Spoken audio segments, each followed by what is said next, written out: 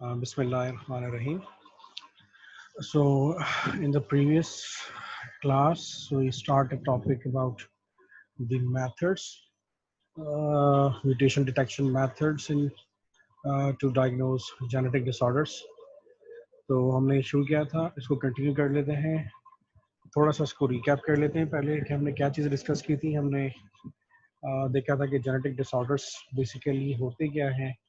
हमने थोड़ा सा बताया, ये देखा था कि जेनेटिक डिसऑर्डर जो है बेसिकली ये डिजीज पैटर्न है एक तरह से, यानी जो डीएनए का जो एक नॉर्मल सीक्वेंस है, जब उस नॉर्मल सीक्वेंस से डिफरेंट सीक्वेंस होता है तो बेसिकली ये डिफरेंट जेनेटिक डिसऑर्डर्स कॉज करने का बाइस होता है. या आप सिंपली इसको कह सकते हैं basically they are mutation on the DNA sequence. और हमने देखा था कि ये मोर देन 6000 से ज़्यादा जेनेटिक डिसऑर्डर्स हैं. कैटेगरीज हमने थोड़ा सा डिस्कस की थी कि जेनेटिक डिसऑर्डर्स कितनी तरह का होता है. हमने देखा था सिंगल जीन डिसऑर्डर्स हैं, क्रोमोसोमल हैं, मल्टीफैक्टोरियल हैं, और हमने उनको तफसील से देखा था. सिंगल जीन भी हमने देखा था, उसके अंदर हमने जो इनहेरिटेंस पैटर्न्स होते हैं वो भी हमने डिस्कस किए थे. और ये कुछ डिस्क्रिप्शन थी इनहेरिटेंस पैटर्न से रिलेटेड, और नॉर्मल्स की एग्जांपल्स भी यहाँ पे हमने डिस्कस की थी. अच्छा, फिर हमने क्रोमोसोमल डिसऑर्डर्स देखे थे जो बेसिकली क्रोमोसोम्स की एबनॉर्मेलिटीज़ की वजह से हो रहे होते हैं. वो एबनॉर्मेलिटीज़ स्ट्रक्चरल भी हो सकती हैं, और वो एबनॉर्मेलिटीज़ जो हैं वो क्रोमोसोमल नंबर के डिस्टर्ब होने की वजह से भी हो सकती हैं, या वेरियस रीज़न हमने डिस्कस किए थे. ट्रांसलोकेशन भी हो सकती हैं, डिलीशंस की वजह से ऐसा हो रहा है, इन्वर्जन्स और डुप्लीकेशन की वजह से क्रोमोसोमल डिसऑर्डर्स हो रहे होते हैं. ये इसकी एक डिस्क्रिप्शन थी जो मेन क्रोमोसोमल डिसऑर्डर्स हैं आमतौर पर जो ट्राइसोमी की वजह से हो रहे होते हैं, वो कौन कौन से हैं, उनके इंसिडेंस रेट क्या है, उनके इन डिजीज़ के मेन फीचर्स क्या होते हैं. अच्छा, यहाँ तक हमने जेनेटिक डिसऑर्डर डिस्कस किए थे. उसके बाद हमने बेसिकली डिस्कस किया था कि हम किस तरह से जेनेटिक डिसऑर्डर्स को डायग्नोज कर सकते हैं, उसके डायग्नोसिस के मेथड्स क्या होते हैं. तो उसके डायग्नोसिस के मेथड बेसिकली डिपेंड करते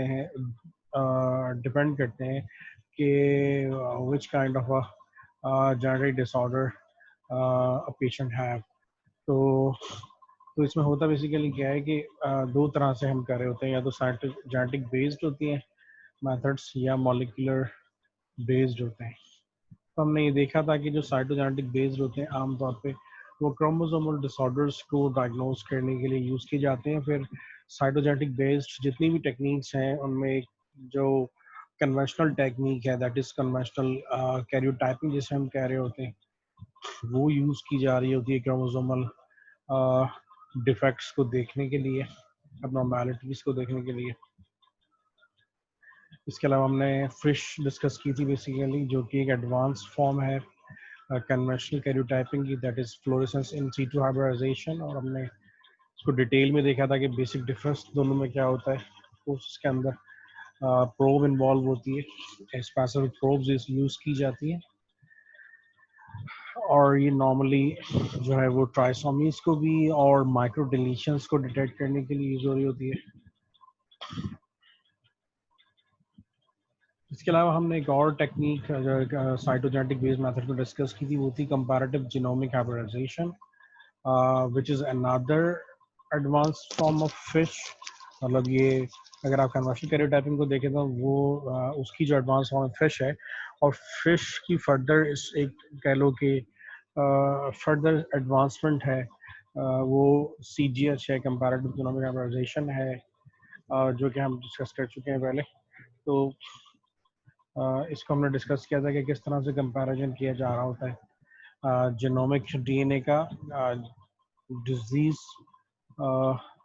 पर्सन के सैंपल को कंपेयर किया जा रहा होता है विद अ नॉर्मल या कंट्रोल डीएनए से.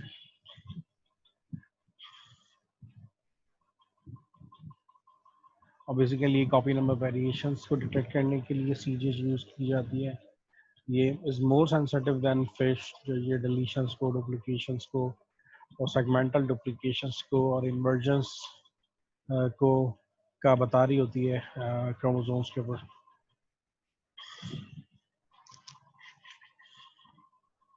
दूसरे जो मेथड में डिस्कस किए थे वो मॉलिक्यूलर डायग्नोस्टिक बेस्ड थे। उसके अंदर हमने काफ़ी मेथड्स डिस्कस किए थे। हमने ये डिस्कस किया था कि बेसिकली मॉलिक्यूलर बेस्ड जितने भी मेथड्स हैं वो नॉर्मली या तो नॉन म्यूटेशंस को डिटेक्ट करने के लिए इस्तेमाल किए जाते हैं या अननोन, यानी हमने इसको फर्दर कैटेगराइज कर दिया था। नॉन म्यूटेशंस ऐसे मेथड्स ऐसे मॉलिक्यूलर बेस्ड मेथड्स जो कि नॉन म्यूटेशंस को डायग्नोस करने के लिए इस्तेमाल किए जाते हैं, और ऐसे मॉलिक्यूलर बेस्ड मेथड जो अननोन म्यूटेशंस को डायग्नोस करने के लिए यूज़ किए जाते हैं।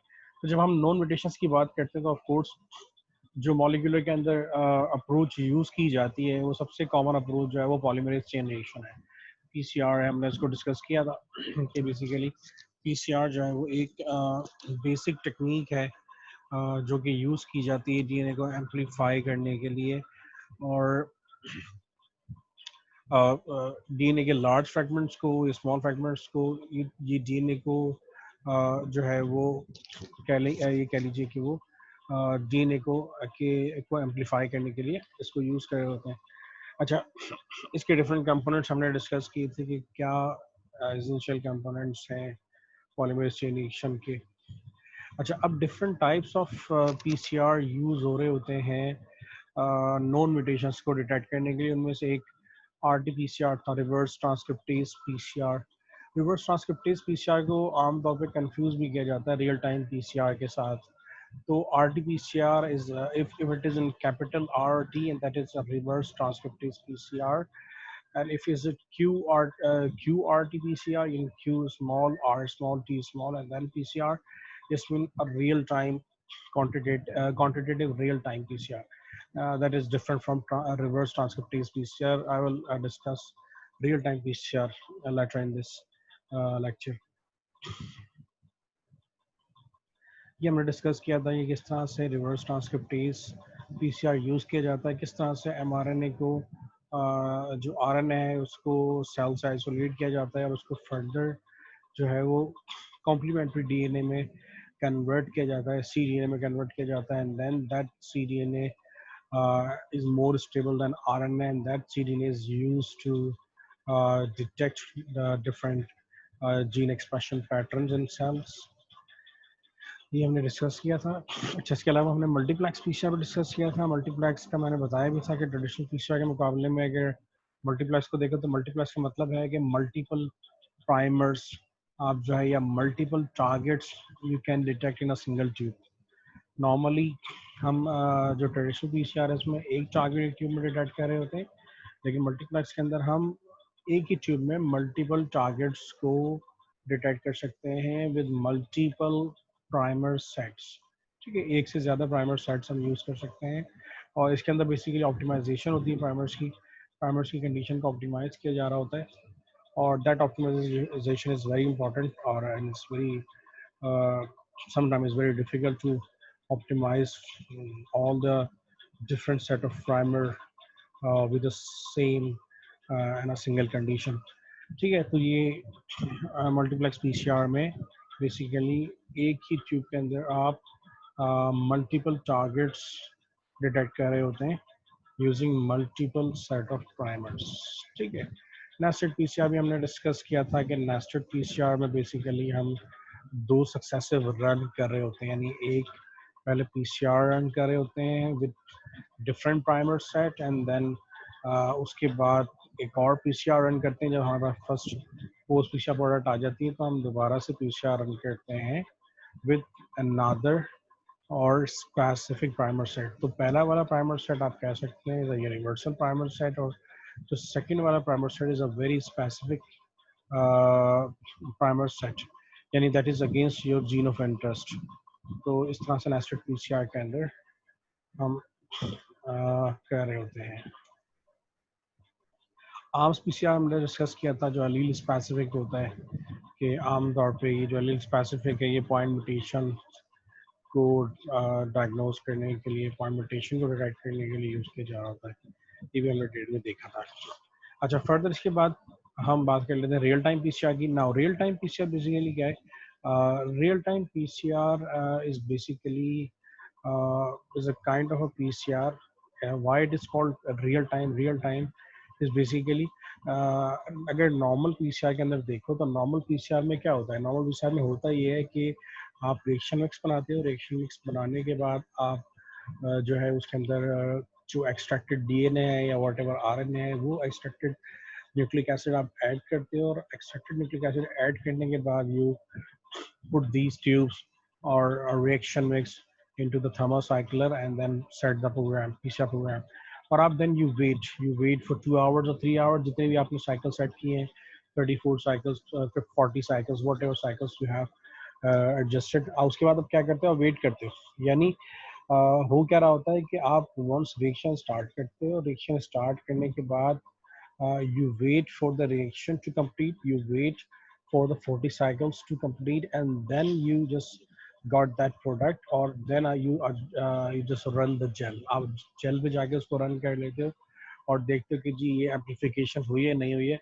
आपको पता चल जाता है कि bands इलेक्ट्रोफोरेसिस के ऊपर बैंड्स आ रहे हैं नहीं आ रहे हैं, तो आपको उससे पता चल जाता है. रियल टाइम में क्या होता है, जो बेसिक डिफरेंस है रियल टाइम में और कन्वेंशनल पीसीआर में वो ये होता है कि बेसिकली रियल टाइम में आप साइमल्टेनियसली डिटेक्शन भी कर सकते हो. यानी क्या मतलब है, जैसे जैसे साइकिल प्रोसीड हो रही होती है, साइकिल 1 2 3 4, वैसे ही साथ साथ आप उसको डिटेक्ट भी कर रहे होते हो. नॉर्मल पीसीआर के अंदर आप साइमल्टेनियस डिटेक्शन नहीं कर सकते हो. आप रिएक्शन सेटअप एक दफ़ा रन करते हो and then you wait for the reaction to complete, and after that completion you just run the gel to see the results. Real time में ऐसा नहीं होता. रियल टाइम में क्या होता है कि आप जब रिएक्शन मिक्स बनाते हो तो रिएक्शन मिक्स के साथ ही आप जो है वो प्रोब्स यूज कर रहे होते हो. अच्छा, अब जो रियल टाइम का सेटअप होता है वो एक कन्वेंशनल जो पीसीआर है, थर्मोसाइक्लर है, उससे थोड़ा डिफरेंट होता है. रियल टाइम सिस्टम जो होता है वो बेसिकली कनेक्ट होता है विद अ कंप्यूटर, ठीक है, with a program, specific program के साथ कनेक्ट होता है. और ये प्रोग्राम्स बेसिकली जो है वो साइमल्टेनियस डिटेक्शन दिखा रहे होते हैं. मतलब जैसे जैसे साइकिल प्रोसीड कर रही होती है, ये रिजल्ट्स आपकी स्क्रीन पे, कंप्यूटर स्क्रीन पर डिस्प्ले कर रहे होते हैं. ठीक है, होता क्या है, ये डिस्प्ले कैसे कर रहे होते हैं और ये क्यों डिटेक्ट हो रहा होता है. नॉर्मल पीसीआर के अंदर आप कोई भी डाई यूज नहीं कर रहे होते हो, कोई भी प्रोब यूज नहीं कर रहे होते हो. ठीक है, आप डायरेक्टली सिर्फ प्राइमर यूज कर रहे हो. तो रियल टाइम पीसीआर के अंदर आप प्रोब्स भी यूज कर रहे होते हैं.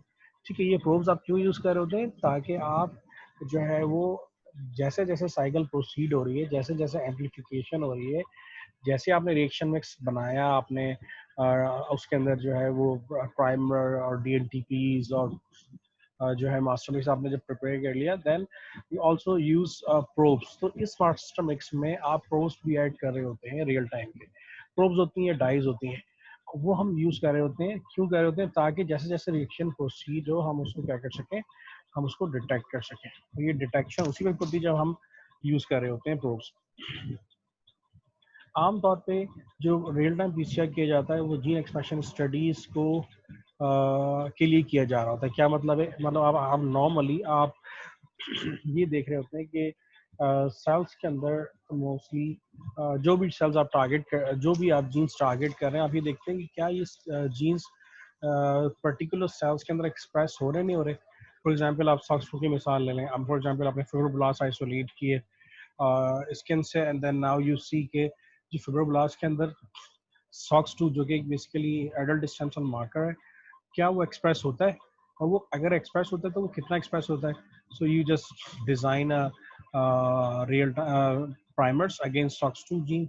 आपने सॉक्स 2 के अगेंस्ट प्राइमर डिजाइन किए, ठीक है, और उसके बाद क्या किया. अच्छा, अब रियल टाइम के जब हम जो है वो एक्सप्रेशन स्टडीज की तरफ जाते हैं तो उसकी प्राइमर डिजाइनिंग डिफरेंट होती है एज कम्पेयर टू अगर हम बात करें डायरेक्टली, जब हम डायरेक्टली जीन डिटेक्ट कर रहे होते हैं in the form of DNA. तो जब हम एक्सप्रेशन स्टडीज की बात करते हैं तो उसकी प्राइमर डिजाइनिंग भी डिफरेंट होती है थोड़ी सी. अच्छा, अब होता क्या है कि आप स्पेसिफिक प्राइमर डिजाइन करते हैं सॉक्स 2 के अगेंस्ट, and then you see in the real time PCR कि जी सॉक्स 2 का एक्सप्रेशन फिब्रोब्लास्ट में हो रहा है नहीं हो रहा है, अगर हो रहा है तो कितना हो रहा है, यानी यू कैन क्वान्टिफाई इट. तो रियल टाइम बेसिकली एक ऐसी टेक्निक है जो आपको क्वान्टिफाई करके बता रहा होता है कि भाई एक्सप्रेशन अगर हो रहा है तो एक्सप्रेशन इतना हो रहा है. ठीक है, तो अब होता बेसिकली क्या है, अगर आप अगर हम एक्सप्रेशन स्टडीज की बात करें, अगर हम ये देखें जीन एक्सप्रेशन स्टडीज की बात करें, तो होता क्या है, आप क्या करते हो,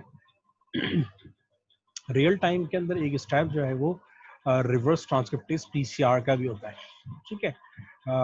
if you are talking about gene expression studies ना, होता क्या है कि जब आप आरएनए एक्सट्रैक्ट करते हो, जब ये एमआरएनए आप एक्सट्रैक्ट कर लेते हो, एमआरएनए एक्सट्रैक्ट करने के बाद आप क्या करते हो, आप इसको रिवर्स ट्रांसक्रिप्टेज पीसीआर पहले करते हो। क्यों करते हो? ताकि ये स्टेबल फॉर्म में आ जाए, ताकि ये कॉम्प्लीमेंट्री डीएनए की फॉर्म में आ जाए, क्योंकि complementary DNA is a more stable form than the RNA. अब क्या होता है, जैसे ही कॉम्प्लीमेंट्री डीएनए फॉर्म होता है, आप इसको फर्दर रियल टाइम पीसीआर की तरफ लेके जाते हो, क्योंकि देखिए कॉम्प्लीमेंट्री डीएनए सेल्फ क्या है, बेसिकली वो एक आरएनए की ही फॉर्म है, ठीक है। अब क्या किया जाता है, जब रियल टाइम पीसीआर रन किया जाता है, तो रियल टाइम के भी वही स्टेप्स होते हैं जो एक कन्वेंशनल पीसीआर के होते हैं, वही उसमें एनीलिंग और एक्सटेंशन और डीनेचुरेशन होती है। तो स्टेप्स बेसिकली इसके भी वही होते हैं, एनीलिंग, डीनेचुरेशन और एक्सटेंशन। अच्छा, एक फर्क बेसिकली इस पर डिफरेंस बेसिकली क्या होता है, इसके अंदर डिफरेंस ये होता है कि अब डिपेंड करता है कि ये जो डिटेक्शन के मेथड है, ये डिटेक्शन के मेथड जो है रियल टाइम में वो डिफरेंट होते हैं।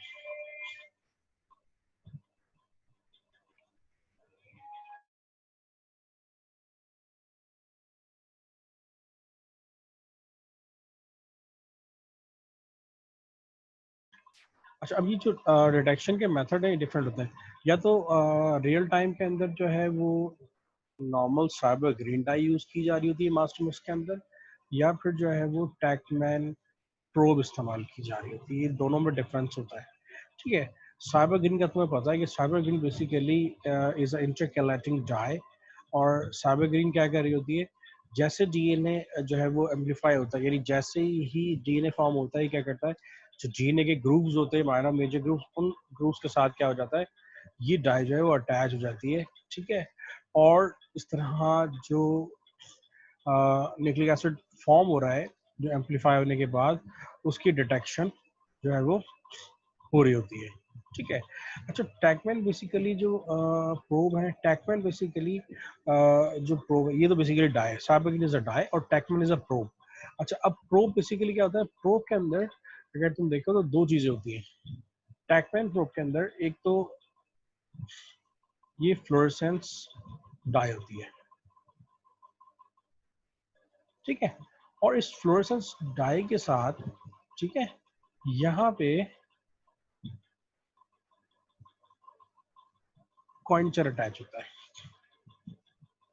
अभी कॉइंचर बेसिकली क्या है, कॉइंचर का काम क्या होता है, क्वेंच करना होता है। क्वेंच मतलब कि ये कैप्चर करके रखता है फ्लोरेसेंस को। अब ये बेसिकली प्रोब है, प्रोब बेसिकली वही इज अ सीक्वेंस, एक सीक्वेंस है, ठीक है, डीएनए का सीक्वेंस है। अब क्या है, ये जो कॉइंचर है, कॉइंचर क्या करता है, इस फ्लोरेसेंस को इस प्रोब पे कॉइंस करके रखता है, कैप्चर करके रखता है। क्या मतलब इस बात का कि अनटिल अनलेस ये प्रोब जो है, ये जो आपकी कंप्लीट प्रोब है, ये जब तक अटैच नहीं होती है सी डीएनए पे, जब तक ये सी डीएनए के साथ अटैच नहीं होती है, उस वक्त तक जो क्वेंचर है वो बेसिकली क्या करता है, वो कैप्चर करके रखता है फ्लोरेसेंस को। अनटिल अनलेस जैसे ही ये अटैच होती है प्रोब, ठीक है, जैसे सी डीएनए पर अटैच होती है, तो ये फ्लोरेसेंस डाई क्या हो जाती है, इन दोनों की इन दोनों का जो कनेक्शन है वो ब्रेक हो जाता है, ठीक है। जब एम्पलीफिकेशन होती है, प्रोब अटैच होती है और एम्पलीफिकेशन होती है, एम्पलीफिकेशन के नतीजे में क्या होता है, जो पॉलीमरेज है वो क्या करता जाता है, वो बेसिकली एडिशन करता जाता है बेसिस की। तो वो जैसे ही यहाँ पहुंचता है प्रोब के पास, तो वो क्या करता है, इस डाई को रिमूव कर देता है। ये जो फ्लोरेसेंस डाई है, ये रिमूव होती है, जैसे ये रिमूव होती है, ये फ्लोरेसेंस जनरेट करती है। ये जो फ्लोरेसेंस जनरेट हो रही है, ये फ्लोरेसेंस जो जनरेट हो रही है, बेसिकली इसको जो कंप्यूटर है वो इसको क्या कर रहा होता है, डिटेक्ट कर रहा होता है। इसी तरह से जो यहाँ पे साइबर ग्रीन जो फ्लोरेसेंस प्रोड्यूस कर रही है, उसको भी क्या कर रहा होता है, रियल टाइम में जो कंप्यूटर सॉफ्टवेयर है वो इसको क्या कर रहा होता है, वो डिटेक्ट कर रहा होता है, ठीक है।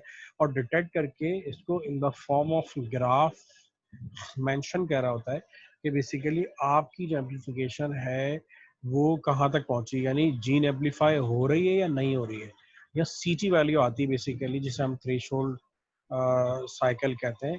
एक सीटी वैल्यू यहाँ पे जनरेट हो रही होती है, जो ये बता रही होती है कि भाई यहाँ पे एम्पलीफिकेशन हो रही है, मतलब कि जो आप एक्सपेक्ट करें कि यहाँ पे अगर फॉर एग्जांपल सॉक्स2 की बात कर लें तो सॉक्स2 का एक्सप्रेशन सेल्स के अंदर है, यानी सॉक्स2 प्रेजेंट है फिब्रोब्लास्ट सेल्स के अंदर, उसका एक्सप्रेशन नजर आ रहा है। और by the end of this reaction आपको पता चल जाएगा कि भाई इसमें जो बेसिकली सॉक्स2 का एक्सप्रेशन है वो कितना है। क्यों?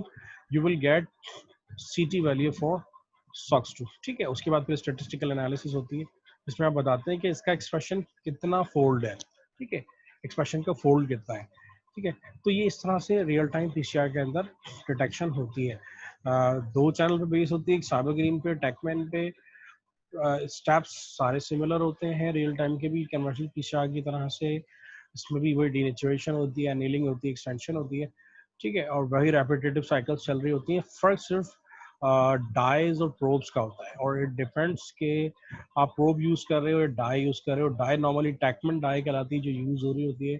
जो बेसिक डिफरेंस है डाई में और टैकमैन डाई में वो ये होता है कि टैकमैन बेसिकली प्रोब है इटसेल्फ, और प्रोब के साथ जो है वो फ्लोरेसेंस डाई लगी हुई है, साथ में क्वेंचर लगा हुआ है जो क्या कर रहा होता है, कैप्चर कर रहा होता है इसकी फ्लोरेसेंस को। और जब ये प्रोब अगर यहाँ पे जो जीन ऑफ इंटरेस्ट है वो मौजूद है, उसका एक्सप्रेशन हो रहा है, तो ये बेसिकली प्रोब उसके साथ अटैच करेगी।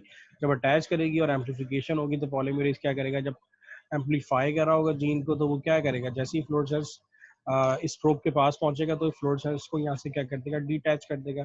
अब फ्लोरेसेंस और क्वेंचर का जिस तक कनेक्शन खत्म होगा तो फ्लोरेसेंस बेसिकली यहाँ पे लाइट प्रोड्यूस की करेगी जो कि डिटेक्ट हो रही होती है फर्दर कंप्यूटर प्रोग्राम की तरफ, ठीक है। So this is all about real time PCR जो हम यूज कर रहे होते हैं नॉर्मली जीन एक्सप्रेशन स्टडीज के लिए।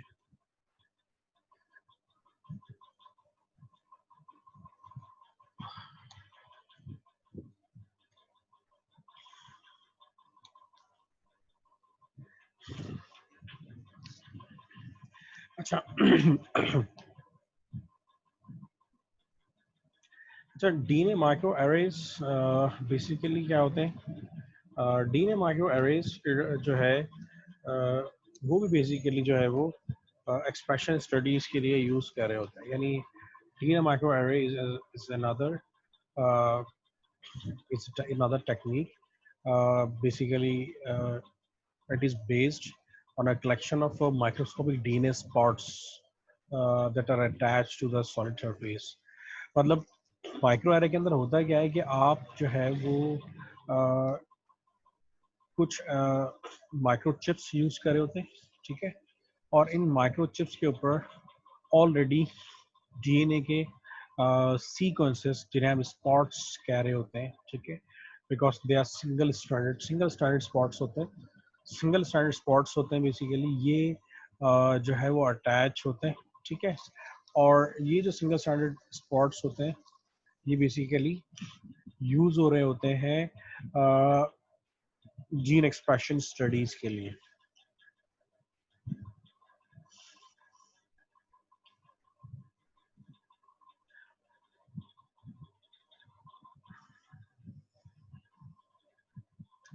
जस्ट लाइक दैट इसका होता है बेसिकली। इसमें क्या है कि माइक्रो एरेज के अंदर अच्छा, माइक्रो एरेज के अंदर होता है क्या है कि आप क्या करते हो कि फॉर एग्जांपल आप क्या कर रहे हो, आप ये देखना चाह रहे हो कि जी एक जो पेशेंट है जो जिसको कोई पर्टिकुलर कैंसर है, आप ये देखना चाह रहे हो कि भाई कैंसर के पेशेंट्स के अंदर कौन कौन से जीन्स हैं जो कि कह लीजिए कि प्रेजेंट होते हैं और एक्सप्रेस हो रहे होते हैं, या ये कह सकते हैं कि एबनॉर्मली या एबनॉर्मली हाईली एक्सप्रेस हो रहे होते हैं, ठीक है, as compare to the normal cells. तो इसमें क्या किया जाता है, मैंने बताया कि माइक्रो एरे में होता क्या है कि माइक्रो एरे इटसेल्फ जो है वो अगर तुम देखो तो इज अ माइक्रो चिप,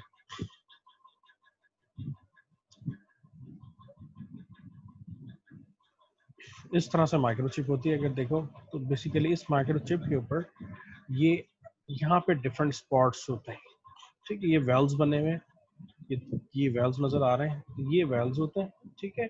और इन वेल्स में बहुत is a very very minute और बहुत ही माइक्रो और नैनोस्कोपिक लेवल के यहाँ पे स्पॉट्स होते हैं। उन स्पॉट्स पे जो डीएनए के सीक्वेंसेस हैं, सिंगल स्ट्रैंडेड डीएनए के सीक्वेंसेस हैं, वो क्या होते हैं, अटैच हुए होते हैं, ठीक है। और बेसिकली ये जो सीक्वेंसेस पर अटैच हुए होते हैं, ये आपके नंबर ऑफ जीन्स होते हैं। मतलब क्या है, ये आपके नॉर्मल जीन के सीक्वेंसेस ही होते हैं, ठीक है। मतलब कि ये जो स्पॉट्स हैं, ये तमाम के तमाम, ये बेसिकली आपके, अगर ह्यूमंस की बात कर लें तो ये तमाम स्पॉट्स, अगर हम बात कर रहे हैं कि हम डीएनए माइक्रो एरे कर रहे हैं फॉर ह्यूमन जीन एक्सप्रेशन को डिटेक्ट करने के लिए, तो इसका मतलब ये है कि जो माइक्रोचिप होगी माइक्रो एरे की, उसके ऊपर बेसिकली 20 से 25,000 जीन्स जो नॉर्मली एक्सप्रेस होते हैं, उन तमाम के सिंगल स्टैंडर्ड सीक्वेंसेस स्पॉट की फॉर्म में क्या होते हैं, अटैच होते हैं इस चिप के ऊपर, ठीक है। ये बात समझ में आ गई कि बेसिकली ये जो स्पॉट्स इस पर नजर आएंगे माइक्रो एरेज के ऊपर आपको, वो माइक्रो एरेज के ऊपर जो स्पॉट्स हैं वो बेसिकली आपके जीन के सीक्वेंसेस ही हैं।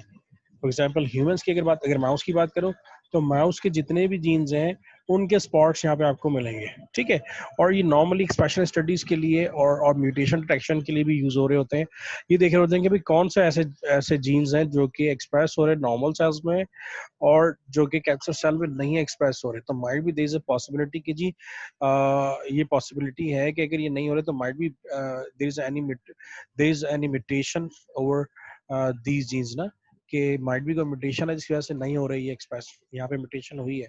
तो ये एक इनडायरेक्टली आपको बता रहे होते हैं कि अगर कैंसर सेल्स के अंदर ये जीन्स नहीं एक्सप्रेस हो रहे या ओवर एक्सप्रेस हो रहे, तो माइट भी there is a possibility of a mutation over these sequences. अब होता है इसमें बेसिकली क्या है कि जो नॉर्मल सेल्स होते हैं, इसमें बेसिकली एक तरह से देख लो, कह लो कि कंपैरेटिव एक सिनेरियो होता है।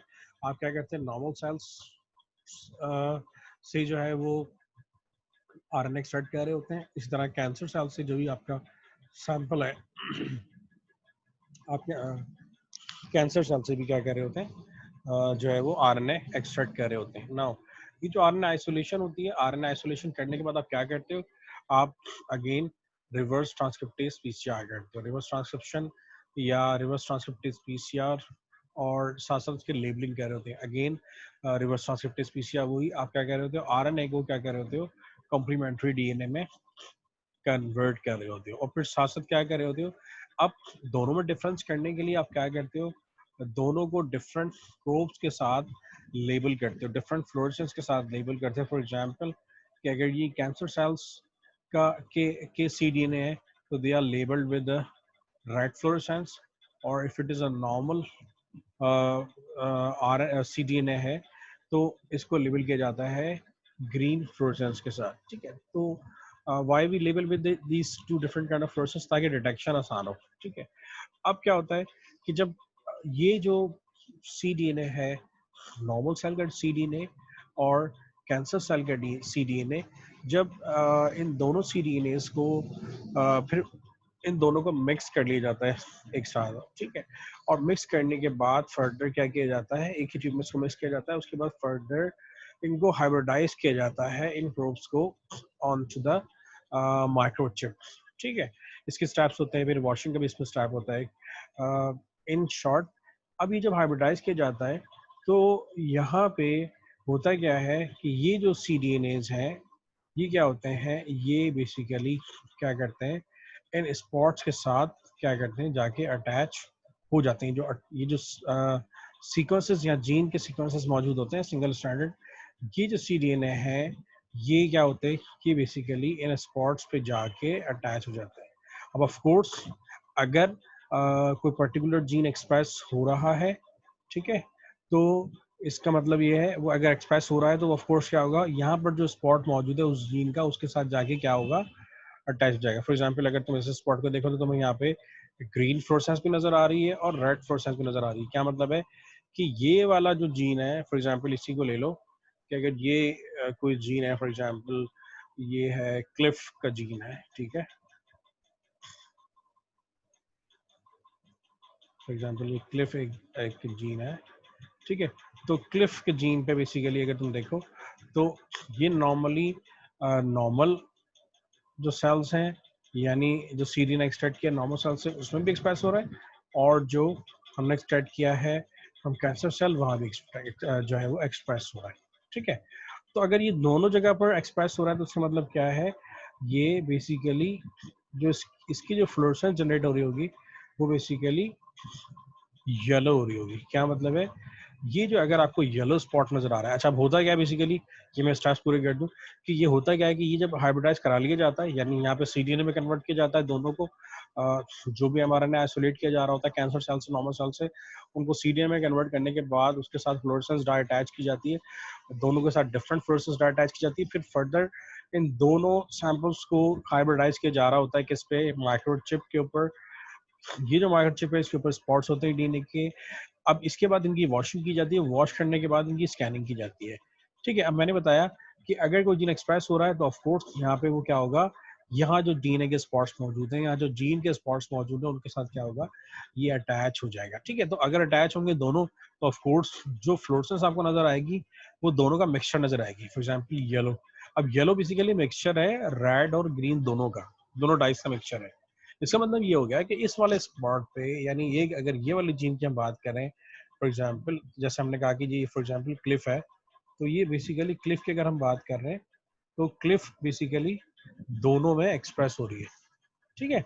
यानी क्लिफ की जो जीन है वो नॉर्मल डीएनए में भी एक्सप्रेस हो रही है और कैंसर सेल में भी एक्सप्रेस हो रही है, ये इसको रिप्रेजेंट कर रहा है, ठीक है। अच्छा अब अगर आपको नजर आएगा कोई भी स्पॉट्स अगर एम्प्टी है, ठीक है, तो इसका मतलब ये है कोई फ्लोरेसेंस वहाँ पे अगर नहीं जनरेट हो रही, इसका मतलब है वहाँ पे कोई भी जो सी डी एन ए है, आइदर फ्रॉम नॉर्मल सेल्स और आइदर फ्रॉम डिजीज सेल्स, वो वहाँ पे अटैच ही नहीं हुआ है, मतलब वहाँ पे ये कह लीजिए कि हाइब्रिडाइजेशन हुई नहीं है। हाइब्रिडाइजेशन इसलिए नहीं हुई कि शायद वो जीन उस वक्त एक्सप्रेस ही नहीं हो रहा सेल्स के अंदर, जब वो एक्सप्रेस ही नहीं हो रहा तो वहाँ पे आपको किसी किस्म की फ्लोरेसेंस नजर नहीं आएगी। अगर इस वाली तस्वीर में देखो, ये जो तुम्हें ग्रे स्पॉट्स नजर आ रही है इसी तरह से नजर आ रहे होते हैं जब हम इसको कंप्यूटर से कनेक्ट करते हैं, तो ये कंप्यूटर पे इसी तरह से स्क्रीन बनी आ रही होती है और इसमें इसी तरह से रेड, येलो और ग्रीन और ग्रे इसी तरह से इसकी इसकी रिप्रेजेंटेशन होती है। तो ये बेसिकली ये बता रहा होता है कि यहाँ पे बेसिकली कोई भी जीन अटैच नहीं हुआ, या कोई इस प्रोब के साथ यहाँ पे इस स्पॉट के साथ कोई भी आगे जो है वो प्रोब सीडीएनए अटैच नहीं हुआ है, इसलिए यहाँ पे कोई फ्लोरेसेंस नहीं है। अच्छा इसी तरह से अगर तुम देखो नॉर्मल सेल्स में क्या है कि if there is only a green fluorescence just like this, इसका मतलब क्या है कि भाई ये जो ये वाला जो जीन है वो सिर्फ नॉर्मल सेल में एक्सप्रेस हो रहा है, लेकिन डिजीज पेशेंट के अंदर ये एक्सप्रेस नहीं हो रहा, ठीक है। यानी अब ये नहीं हो रहा, यहाँ पे डिजीज पेशेंट में नहीं हो रहा एक्सप्रेस, इसका मतलब ये हुआ कि माइट भी इस जीन की म्यूटेशन की वजह से ये कैंसर हो रहा है, माइट भी ये रीजन हो सकता है कि might be this gene is mutated in in cancer cells की ये एक्सप्रेस ही नहीं हो रहा है, ठीक है। अच्छा जबकि अगर देखो अगर सिर्फ आपको रेड स्पॉट्स नजर आ रहे हैं तो बेसिकली ये रिप्रेजेंट कर रहे हैं कि यहाँ पे जो है वो ये जो जीन एक्सप्रेस हो रहा है ये इसका एक्सप्रेशन सिर्फ और सिर्फ कहाँ हो रहा है, या कैंसर पेशेंट्स के अंदर हो रहा है, यानी जो सीडी ने आपने कैंसर सेल से लिया है ये वाला जो जीन है ये उसमें एक्सप्रेस हो रहा है, नॉर्मल सेल के अंदर ये नॉर्मल सेल में एक्सप्रेस नहीं हो रहा, ठीक है। तो ये भी रिप्रेजेंट कर रहा है कि बेसिकली ये वाला जो जीन है माइट भी ये ओवर एक्सप्रेस हो गया है, ठीक है, माइट भी इसके पीछे भी म्यूटेशन हो सकती है। तो ये बेसिकली माइक्रो आरए ये बता रहा होता है कि डिफरेंस क्या है कि जो नॉर्मल सेल्स अगर होते हैं तो नॉर्मल सेल्स के अंदर पैटर्न क्या होता है एक्सप्रेशन का, और उसको ये जो कैंसर सेल्स हैं इसको कंपेयर किया जा रहा था नॉर्मल सेल्स के जीन एक्सप्रेशन पैटर्न के साथ। फिर जो डिफरेंस होता है तो ये पता चल रहा होता है कि अच्छा फॉर एग्जांपल कि अगर जो है वो कोई भी ट्यूमर है तो सर्वाइकल अगर कह लो कि जी सर्वाइकल कैंसर है तो बेसिकली उसमें कौन कौन से जीन्स हैं जो एक्सप्रेस हो रहे हैं और कौन से जीन्स हैं जो एक्सप्रेस नहीं हो रहे। तो बेसिकली ये आपका जो है वो आ, उस बेसिकली उसका जेनेटिक मैकअप बता रहा होता है कि बेसिकली डिफरेंस क्या है, कौन सी चीज़ है जो कि कैंसर सेल्स में एक्सप्रेस हो रहे जो कि नॉर्मल सेल में नहीं होते, might be they are responsible for this condition. ठीक है, इस तरह से कौन से ऐसे जीन्स हैं जो नॉर्मल सेल में तो एक्सप्रेस हो रहे हैं लेकिन वो यहाँ पे एक्सप्रेशन उनका नहीं है, तो might be there is a mutation. और इसकी वजह से ये पॉसिबिलिटी है कि जी जो ये डिसऑर्डर है, जेनेटिक डिसऑर्डर है, ये कॉज हो रहा होता है। तो इस तरह से माइक्रो एरेज को यूज़ किया जा रहा होता है डिटेक्शन के लिए।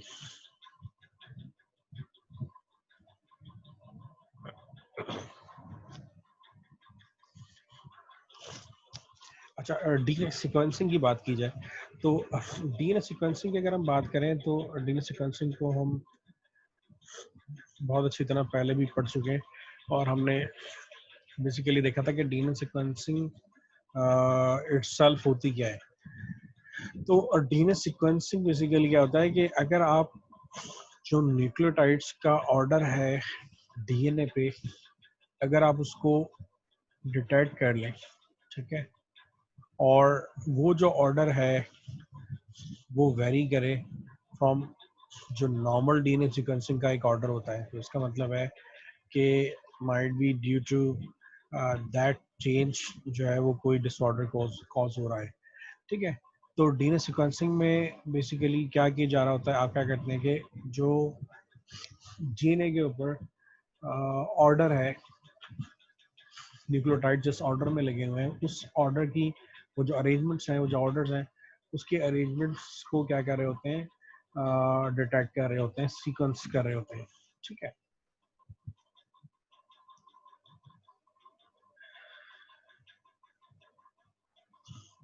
इसके डिफरेंट मेथड्स हम यूज़ कर रहे होते हैं सीक्वेंसिंग के लिए, ये हम पहले भी डिस्कस कर चुके हैं कि जो सबसे मशहूर है वो सैंगर सीक्वेंसिंग हम कर रहे होते हैं। सैंगर सीक्वेंसिंग बेसिकली इसका जो बेसिक टेक्निक है सीक्वेंसिंग की जो यूज़ होती थी right from the start, Sanger basically scientist थे जिन्होंने सीक्वेंसिंग जो डीएनए सीक्वेंसिंग है उसकी बुनियाद रखी थी और उसका कॉन्सेप्ट जो है वो बताया था।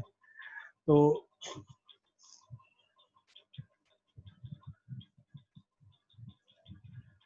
बेसिकली अब इसमें होता क्या है कि करते क्या है कि क्या किया जाता है कि जो डबल स्ट्रैंड डीएनए है उसको डीनेचर किया जा रहा होता है, ठीक है, और उसको सिंगल स्ट्रैंड में कन्वर्ट किया जा रहा होता है। अगेन सैंगर रिएक्शन को अगर आप देखो तो it's somewhat similar to the PCR reaction. उसमें वही प्राइमर्स होते हैं, वही जीजीएनटीपीज होते हैं, ठीक है, और साथ साथ जो है वो इसमें एक डाई यूज़ की जा रही होती है, फ्लोरोसेंट लेबल्ड डीएनटीपीज होते हैं जिसे हम डाई डीऑक्सीन्यूक्लियोटाइड्स क्या होते हैं बेसिकली। ये डाई डीऑक्सीन्यूक्लियोटाइड यूज़ हो रहे होते हैं डिटेक्शन के लिए। क्या मतलब है, ये बेसिकली ग्रोइंग चेन को टर्मिनेट कर रहे होते हैं। ये हम पहले भी डिस्कस कर चुके हैं कई दफ़ा कि Sanger sequencing basically is a chain termination method. उसमें हम क्या कर रहे होते हैं, हम जो है वो इसमें जो है वो हो क्या रहा होता है कि डीएनए से क्या करते हैं, डबल स्ट्रैंडेड डीएनए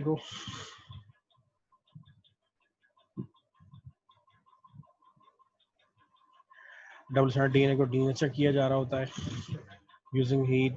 इसकी मल्टीपल कॉपीज फॉर्म की जा रही होती हैं, ठीक है, प्राइमर सेट यूज किया जा रहा होता है, ठीक है। अब उसके बाद क्या किया जा रहा होता है, इसमें बेसिकली 4 ट्यूब्स फॉर्म की जाती हैं, ठीक है, और ये चारों ट्यूब्स के अंदर आपको पता है कि डिफरेंट डाइडिऑक्सीन्यूक्लियोटाइड जिसे हम डीडीएनटीपीज कह रहे होते हैं,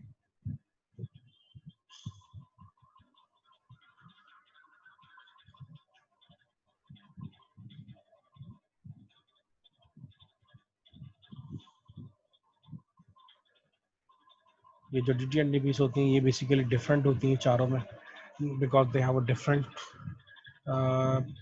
die attach with them detection के लिए, ठीक है। और फिर क्या किया जाता है, यहाँ पे जस्ट लाइक PCR जो है वो रिएक्शन चेन रिएक्शन जो है वो फॉर्म किया जा रहा होता है, और जिसके नतीजे में क्या हो रहा होता है, डिफरेंट फ्रैगमेंट्स जो है वो फॉर्म हो रहे होते हैं, ठीक है। लास्ट में क्या किया जा रहा होता है, ये जो चेन्स फॉर्म होती हैं डिफरेंट ट्यूब्स के अंदर, जो फ्रैगमेंट्स फॉर्म होते हैं डिफरेंट ट्यूब्स के अंदर, इनको फर्दर क्या किया जा रहा होता है, वो इलेक्ट्रोफोरेसिस के थ्रू डिटेक्ट कर लिया जाता है, यानी इलेक्ट्रोफोरेसिस जो इलेक्ट्रोफोरेसिस की जाती है, और यहाँ पे डिफरेंट बैंडिंग पैटर्न्स जो है वो फॉर्म हो रहे होते हैं, ठीक है। ये बैंडिंग पैटर्न्स बेसिकली क्या बता रहे होते हैं, ये बता ही रहे होते हैं कि बेसिकली जितना बड़ा फ्रैगमेंट होगा वो उतना स्लोएस्ट होगा, जितना जितना स्मॉल फ्रैगमेंट होगा वो उतना फास्टेस्ट होगा, यानी this fragment is the fastest one. क्या मतलब है फास्टेस्ट वन, इसका मतलब ये है कि जैसे ही प्राइमर का साइड अटैच हुआ है, प्राइमर के साइड अटैच होने के बाद ही यहाँ पे टी डाइडिऑक्सी न्यूक्लियोटाइड अटैच हो गई। अब जैसे ही डाइडिऑक्सी टी अटैच हुआ है, उसने क्या किया, चेन को टर्मिनेट कर दिया, तो सबसे स्मॉलेस्ट फ्रैगमेंट बन गया ये वाला। इसका मतलब ये हुआ कि प्राइमर सेट के बाद जो अटैच है, जो जो न्यूक्लियोटाइड है वो क्या है, वो टी है। उससे लार्ज सेगमेंट अगर तुम देखो तो वो ये वाला आ रहा है, सही है। अब ये वाला जो फ्रैगमेंट है अगर इसमें तुम देखो तो इसका यहाँ पे क्या हुआ है कि सी जो है वो डाइडिऑक्सीन्यूक्लियोटाइड उसने चेन को टर्मिनेट किया है।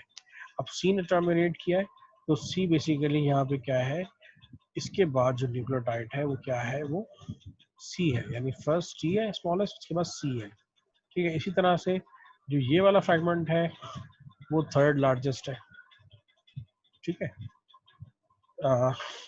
इसमें क्या होता है, अब जी, इसका मतलब क्या है कि ये जैसे ही जी आया, जी ने टर्मिनेट कर दिया, ठीक है। तो इस तरह से अगर आप इसको इस सीक्वेंस में रीड करते चले जाओ तो you will find sequence of particular fragment of DNA using standard sequence, ठीक है।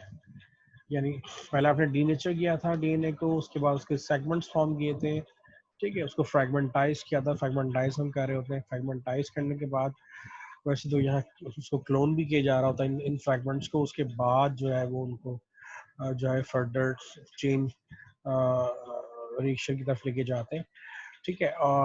चेन रिएक्शन में जब हम लेके जाते हैं तो डिफरेंट टीम्स यूज कर रहे होते हैं, ये different teams because of different DDNTPs हम यूज कर रहे होते हैं, उसमें डिफरेंट DDNTPs होती हैं।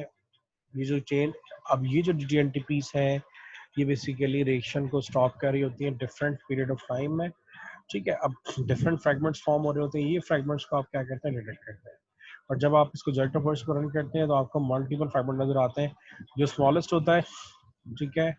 आप उसको रीड करते जाते हो कि दिस इज टी, तो इसका मतलब है जो सीक्वेंस स्टार्ट हो रहा है start from T, then comes C, then comes G, then comes A, then comes A, and then comes T, then comes G, then comes T, and then comes C, and A, and G, and G। तो basically जो sequence है वो ये है, ठीक है। तो अब आप इस सीक्वेंस को कंपेयर कर सकते हो जो है वो नॉर्मल सीक्वेंस के साथ, अगर आपको ख्याल लगे कि नहीं जी यहाँ पे कोई ना कोई म्यूटेशन है। नॉर्मल सीक्वेंस के अंदर यहाँ पे टी नहीं था, यहाँ पे सी था, ठीक है।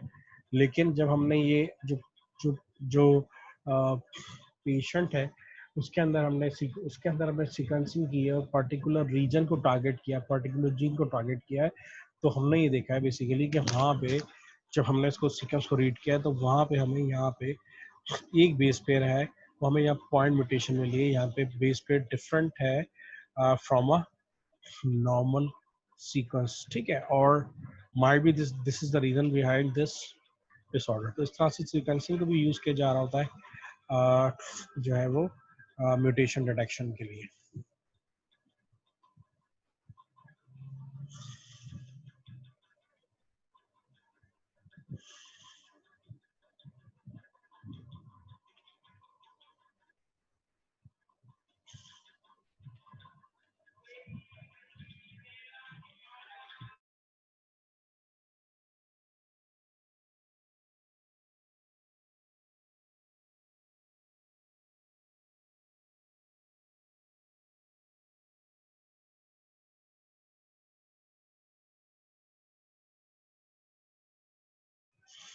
अब बेसिकली अगर आप इसको देखो, इस वाले डायग्राम को देखो, तो ये बेसिकली बता रही है कि किस तरह से फर्स्ट प्राइमर अटैच होता है, और ये जो प्राइमर अटैच हो रहा होता है बेसिकली ये प्राइमर अटैच होने के बाद पॉलीमरेज क्या करता है, इस प्राइमर के साइड के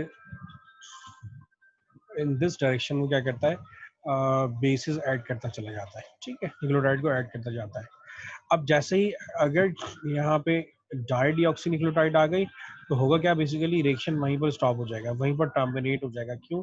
DDNTP के साथ कोई भी फर्दर जो डाई है वो अटैच नहीं हो सकती, ठीक है। रीजन इज दैट कि इसके जो 3 प्राइम होता है जिसका, उसके ऊपर हाइड्रोक्सिल ग्रुप मौजूद नहीं होता जहाँ पे फॉस्फेट बॉन्डिंग होती है, ठीक है। तो जिसकी वजह से क्या होता है, जो है वो जो चेन है आगे फर्दर ग्रो नहीं कर सकती है, ठीक है। तो जहाँ जहाँ पर डाइडिऑक्सीन्यूक्लियोटाइड आ गया, वहाँ अगर आप देखो तो चेन जो है वो जो रिएक्शन है वो टर्मिनेट हो गया, ठीक है। तो यहाँ तुम देख सकते हो डिफरेंट फ्रैगमेंट्स जो है वो फॉर्म हो गए। अब ये जो डिफरेंट फ्रैगमेंट्स फॉर्म हुए, जब आप इन तमाम फ्रैगमेंट्स को साइमल्टेनियसली रन करते हो जेल पे, तो you will get different size of bands, और उसकी बेसिस पे आप कहते हो कि जी जेलेटिव फोर्सेस पे जो स्मॉलेस्ट डीएनए होता है वो बेसिकली फास्टेस्ट होता है, ठीक है।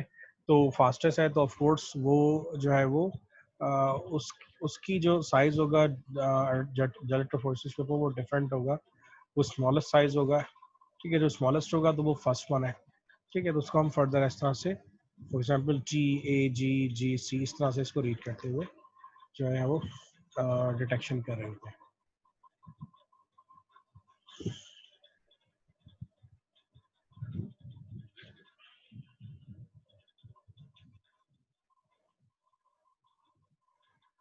अच्छा, अब एक और टेक्निक है जो कि यूज़ की जा रही होती है, that is called multiplex ligation dependent probe amplification, MLPA। अच्छा, अब MLPA बेसिकली अगर इसको आप देखो कि MLPA बेसिकली क्या है,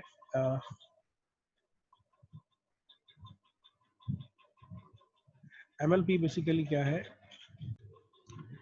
सो इन मल्टीप्लेक्स लाइगेशन डिपेंडेंट प्रोब जो टेक्निक है बेसिकली वो हम नॉर्मली यूज़ कर रहे होते हैं डिलीशंस और डुप्लीकेशंस को डिटेक्ट करने के लिए जीनोमिक डीएनए पे, ठीक है।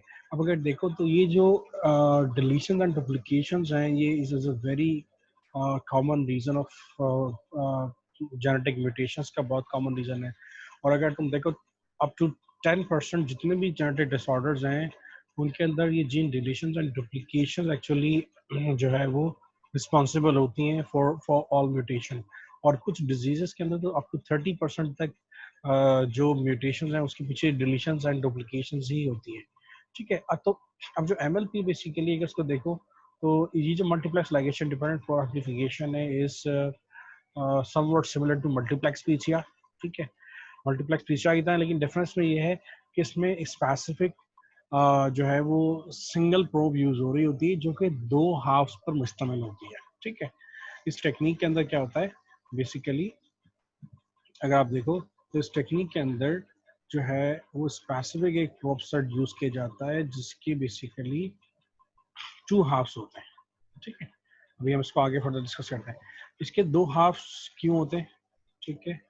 अब इसके एक हाफ पे एक टारगेट स्पेसिफिक सीक्वेंस होता है, ठीक है, जिसके साथ यूनिवर्सल प्राइमर अटैच होता है, ठीक है। जबकि दूसरे हाफ पर एक और सेगमेंट अटैच होता है जिसका अदर हाफ होता है, उसके साथ एक और सेगमेंट अटैच होता है जिसे हम कहते हैं वेरिएबल लेंथ फ्रैगमेंट, ठीक है। ठीक है।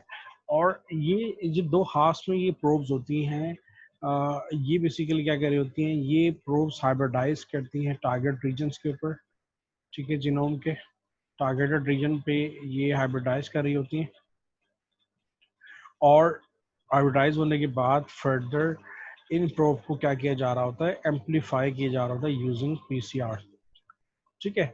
और पीसीआर के बाद जो है वो आप कॉपी नंबर जो है वो जो है टारगेट सीक्वेंस का वो डिटेक्ट कर सकते हैं, और इससे पता चल रहा होता है कि जीनोम पे किसी किस्म की डिलीशन या डुप्लीकेशन तो नहीं है, इसमें बेसिकली अगर तुम देखो तो इसका जो ग्राफ आता है वो उसमें डिफरेंट पीक्स सारी होती हैं, और एक्चुअली जो पीक की हाइट्स होती हैं वो ये बता रही होती हैं कि डिलीशन या डुप्लीकेशन जीनोम पर मौजूद है या नहीं है। इसको हम और डिटेल में भी देख लेते हैं।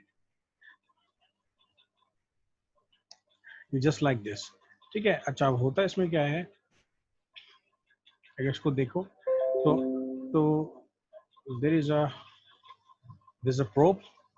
एमएलपी में होता क्या है कि अगर तुम इस प्रोब को देखो तो इस प्रोब के साथ अगर तुम देखो, ये प्रोब बेसिकली दो हाफ्स पर मुश्तमिल है, ठीक है। ये इसका एक हाफ है, ठीक है, और ये इसका दूसरा हाफ है, ठीक है। ये एक ही प्रोब है, इसको ब्रेक किया हुआ है, स्प्लिट किया हुआ है दो पार्ट्स में, दो हिस्सों में इसको स्प्लिट किया हुआ है, ठीक है। अच्छा, अब होता क्या है,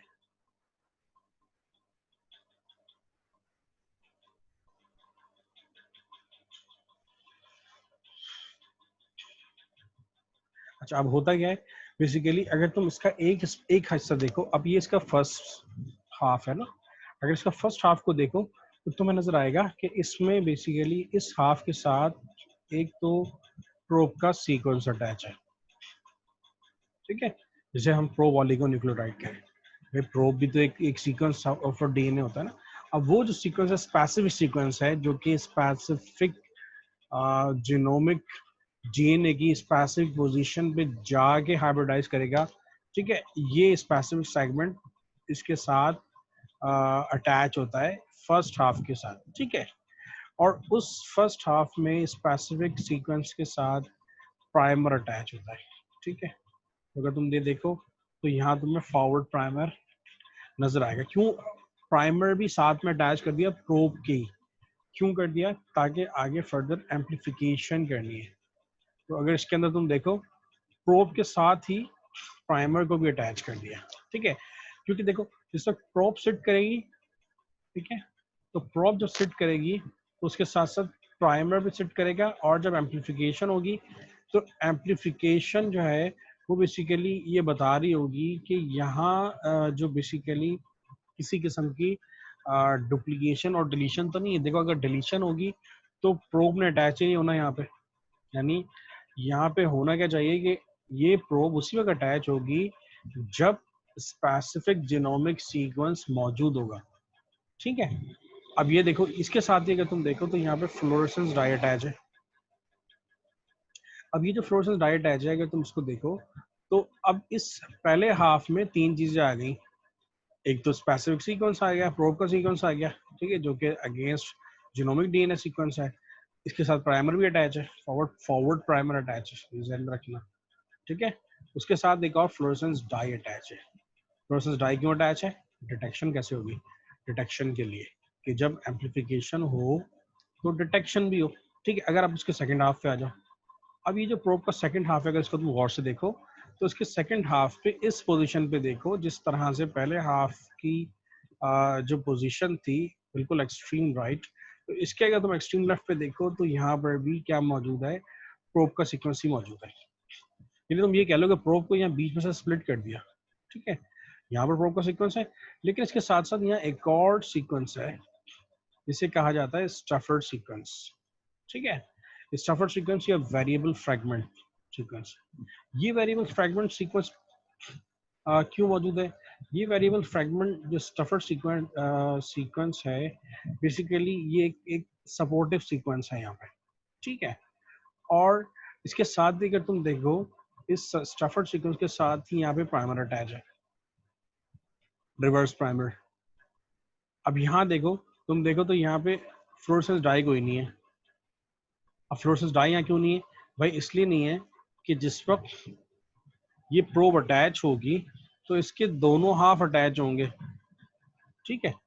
फॉर एग्जाम्पल इसका सिर्फ फर्स्ट हाफ अटैच होता है, ये वाला, ठीक है। अगर फर्स्ट हाफ अटैच है, दूसरा अटैच नहीं होता, तो ये प्रॉपर इसकी एम्पलीफिकेशन होगी नहीं। जब एम्पलीफिकेशन नहीं होगी इसका मतलब क्या है कि यहाँ पे किसी किस्म की क्या है, डिलीशन मौजूद है। देखो ये दोनों प्रोब उसी वक्त अटैच होंगी एक पोजीशन पे, उसी वक्त अटैच होंगी जब यहाँ पे कॉम्प्लीमेंट्री सीक्वेंस मौजूद होगा जिसपे ये दोनों की दोनों जो प्रोब्स हैं वो अटैच होंगी। अब जैसे ही अटैच होंगी, ठीक है, अब होगा क्या, आप पहले डीनेचर करेंगे, ठीक है, और डीनेचर करने के बाद हाइब्रिडाइजेशन करेंगे, ठीक है। अब पहले जीनोमिक डीएनए को डीनेचर करेंगे, फिर हाइब्रिडाइजेशन करेंगे। हाइब्रिडाइजेशन में होगा क्या नतीजे में, ये दोनों प्रोब जो है ये क्या करेंगी, ये अटैच होंगी।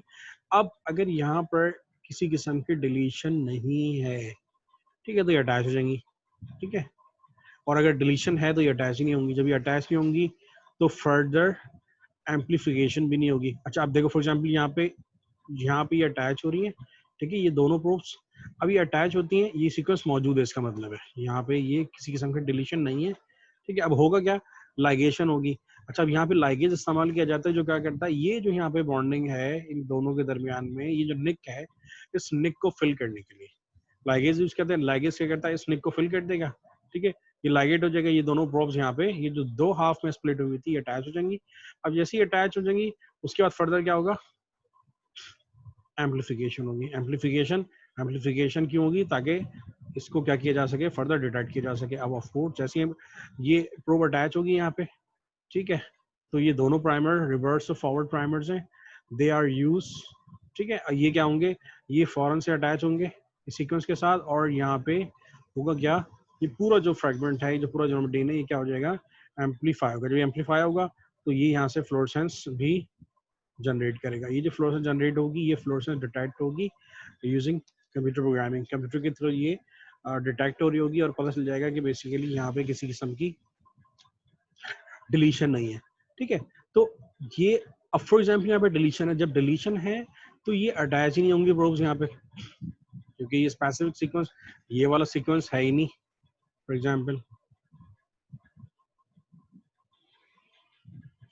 एग्जाम्पल ये वाला सीक्वेंस है ही नहीं। जब ये सीक्वेंस ही नहीं तो प्रोब कहाँ अटैच होंगी, जब ये अटैच नहीं होंगी तो there is no fluorescence detected, ठीक है। फ्लोरेसेंस डिटेक्ट नहीं होगी, इसका मतलब क्या है कि यहाँ पे बेसिकली क्या है, डिलीशन है, ठीक है। अच्छा, ठीक है, अब दूसरा केस सिनेरियो, डुप्लीकेशन का कैसे पता चलेगा। अब फॉर एग्जांपल अगर डुप्लीकेशन है, ये वाला जो जीन है इसकी मल्टीपल अलील्स मौजूद है, तो ऑफ कोर्स ये जो प्रोब यहाँ अटैच हो रही है, देयर इज अ पॉसिबिलिटी कि अगर ये इसकी मल्टीपल अलील्स हैं तो यहाँ पर भी ये जो प्रोब्स हैं ये क्या होंगी, अटैच होंगी। यानी ये मल्टीपल साइड पर ये प्रोब्स क्या होंगी, अटैच हो रही होंगी। जब ये मल्टीपल साइड पर अटैच हो रही होंगी तो यहाँ जो फ्लोरेसेंस प्रोड्यूस हो रही होगी वो as compare to normal situation ज्यादा फ्लोरेसेंस प्रोड्यूस हो रही होगी। तो यहाँ डिफरेंट पीक्स जो है वो डिफरेंट पीक्स आ रही होंगी, इस तरह से इसकी पीक्स आ रही होती है। ये डिफरेंट पीक्स जो आ रही होती हैं ये बेसिकली बता रही होती हैं कि जीनोमिक डीएनए पे किसी किस्म की डिलीशन या डुप्लीकेशन नहीं है। मैं दोबारा एक दफ़ा बता देता हूँ, होता क्या है कि इसकी ये जो प्रोब है बेसिकली ये दो हाफ में स्प्लिट की जाती है। अच्छा, दो हाफ में स्प्लिट करने का मकसद क्या है, मकसद सिर्फ और सिर्फ ये है कि जब तक ये दोनों प्रोब्स स्पेसिफिक पोजीशन पर अटैच ना हो उस वक्त तक एम्पलीफिकेशन ना हो। उस जब तक एम्पलीफिकेशन नहीं होगी डिटेक्शन भी नहीं होगी। जब ये अटैच ही नहीं होंगी तो ना एम्पलीफिकेशन होगी ना डिटेक्शन होगी। अब जब ये दोनों प्रोब्स अटैच होती हैं स्पेसिफिक सीक्वेंस के ऊपर या स्पेसिफिक जीनोमिक सीक्वेंस के ऊपर या आरएनए के सीक्वेंस के ऊपर, तो होता क्या है कि उसके बाद क्या होता है, ये लाइगेशन की जाती है। जब लाइगेशन की जाती है तो उसके बाद एम्पलीफिकेशन की जाती है। जब ये अटैच होंगी तो ही फर्दर एम्पलीफिकेशन होगी। प्राइमर्स ऑलरेडी अटैच है, डाई ऑलरेडी अटैच है यहाँ पे फ्लोरेसेंस, ठीक है। ये फ्लोरेसेंस डाई जो है बेसिकली बता रही होगी कि यहाँ पे बेसिकली इस पर्टिकुलर जीन का, फॉर एग्जांपल अगर इस जीन की तुम बात कर लो, इस पर्टिकुलर जीन का कॉपी नंबर क्या है, ठीक है। तो अगर ये जीन रिलेटेड होगी तो यहाँ अटैच ही नहीं होगी, तो ये डिलीशन शो कर रहा होगा। मतलब अगर तुम पीक्स को देखो तो जस्ट लाइक ये तो गायब हो जाएगी पीक, जस्ट लाइक दैट। और अगर डुप्लीकेशन होगी तो यू विल सी और लार्जर पीक्स। मैं भी दिखाता हूँ, ठीक है। तो ये बेसिकली इस तरह से डिटेक्शन हो रही होती है। MLPA जो है वो स्पेसिफिकली जो टेक्निक है multiplex ligation probe dependent amplification, ये यूज की जा रही होती है जीनोमिक डीएनए पे डिलीशंस को और डुप्लीकेशंस को डिटेक्ट करने के लिए, ठीक है।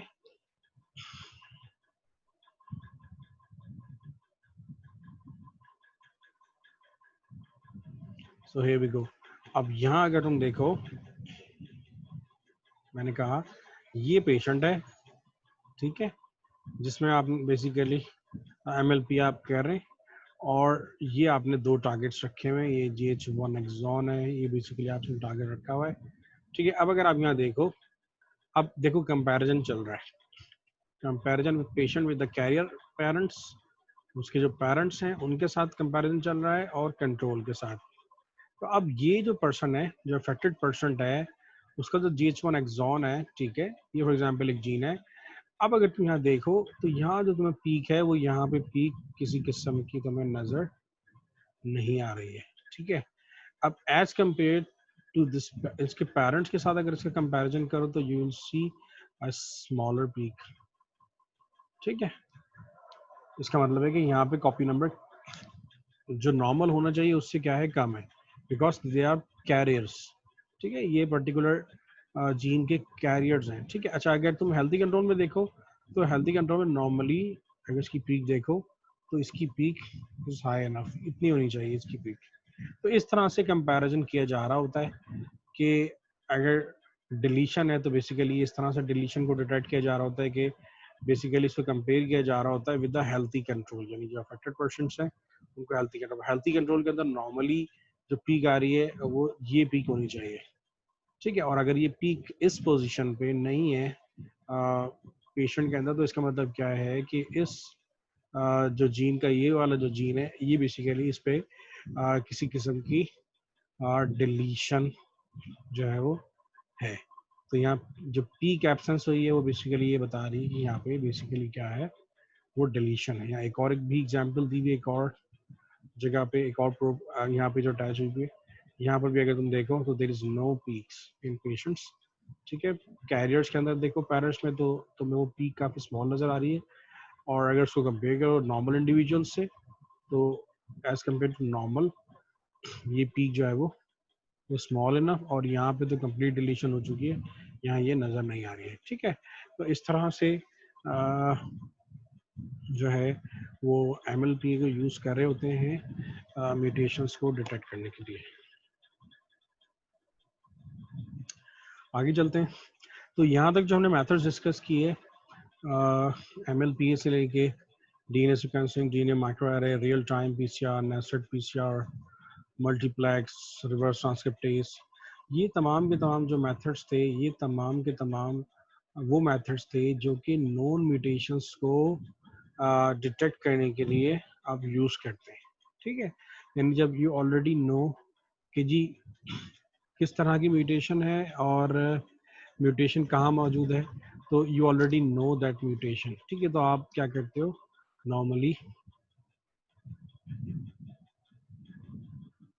ये मेथड यूज़ कर रहे होते हो। जो सिंगल स्ट्रैंड कन्फर्मेशनल पॉलीमॉर्फिज्म है, ये बेसिकली टेक्निक यूज़ की जाती है अननोन म्यूटेशंस को डिटेक्ट करने के लिए ना। अच्छा, अब अननोन म्यूटेशन का मतलब ये है कि वी डोंट नो कि जी म्यूटेशन जो है वो किस जगह पर है।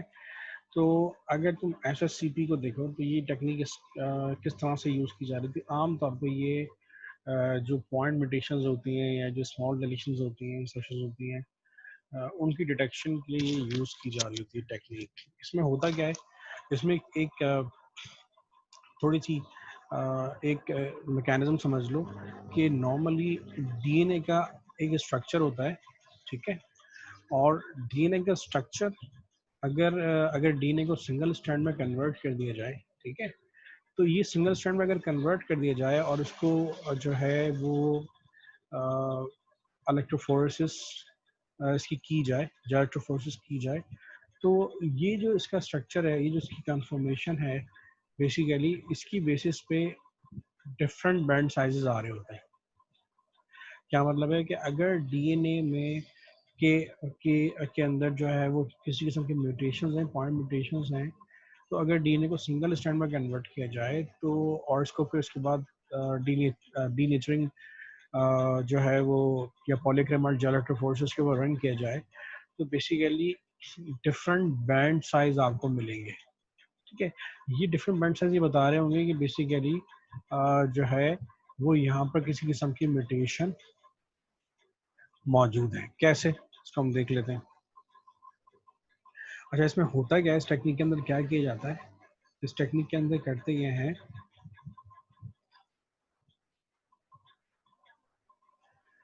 इसमें बेसिकली क्या किया जा रहा होता है, पहले क्या किया जा रहा होता है, डीएनए के फ्रैगमेंट्स को डीनेचर किया जा रहा होता है, ठीक है।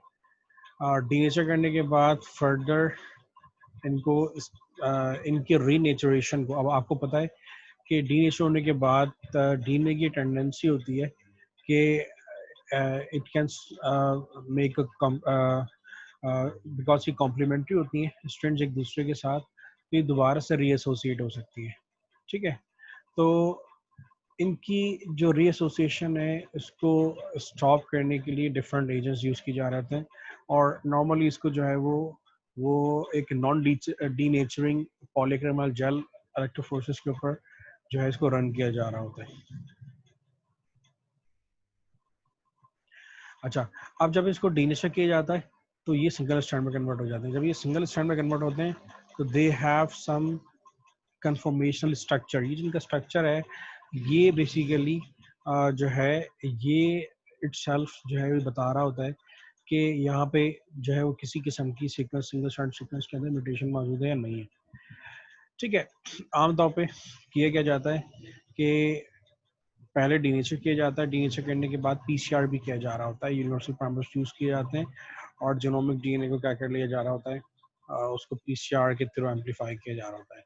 पीसीआर के थ्रू एम्पलीफाई किया, इस पीसीआर को बेसिकली हम पीसीआर एससीपी भी कह रहे होते हैं, और इसके बाद फर्दर इसको डीनेचर करने के बाद जो है वो क्या किया जा रहा होता है, इसको जो है वो इसकी पॉलीक्रमाइड जेल इलेक्ट्रोफोरेसिस की जा रही होती है।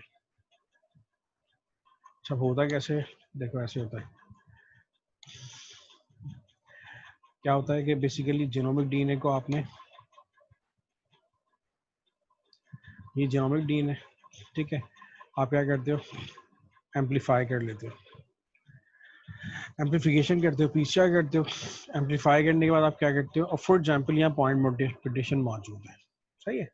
अब ये जो आपको नजर आ रही है स्ट्रेन, ये बेसिकली नॉर्मल स्ट्रेन है, ठीक है, यानी ये नॉर्मल डीएनए। आपने क्या किया, नॉर्मल सेल्स से भी डीएनए एक्सट्रैक्ट किया, और आपने क्या किया, जो डिजीज्ड सेल हैं उनसे भी आपने क्या किया, ये जो पेशेंट है उससे भी आपने क्या किया, जो है वो जीनोमिक डीएनए एक्सट्रैक्ट किया, और उसको फर्दर क्या कर लिया, एम्पलीफाई कर लिया।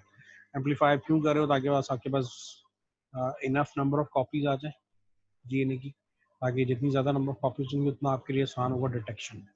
अच्छा, उसके बाद एम्पलीफिकेशन जो आप कर लेते हो, अब एम्पलीफिकेशन करने के बाद आप क्या करते हो, इसको इसकी डीनेचरेशन करते हो। डीनेचरेशन, अब फॉर एग्जांपल देखो, फॉर एग्जांपल नॉर्मल पैटर्न के अंदर जो है वो यहाँ पे ANT है, ठीक है, नॉर्मल के सिनेरियो में। फॉर एग्जांपल जो डिजीज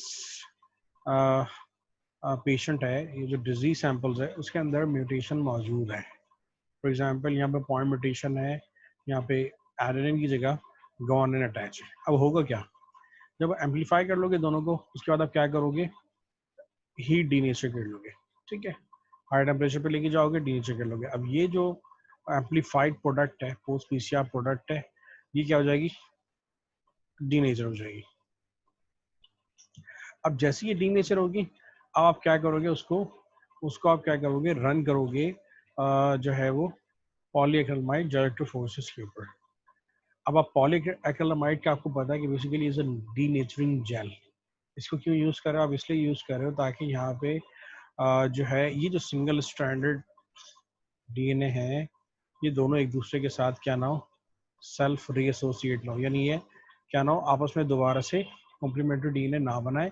तो आप क्या करते हो, इसके लिए पॉलीएक्रिलामाइड जेल इलेक्ट्रोफोरेसिस को यूज कर रहे होते हो, ठीक है, जो कि डीनेचरिंग जेल है।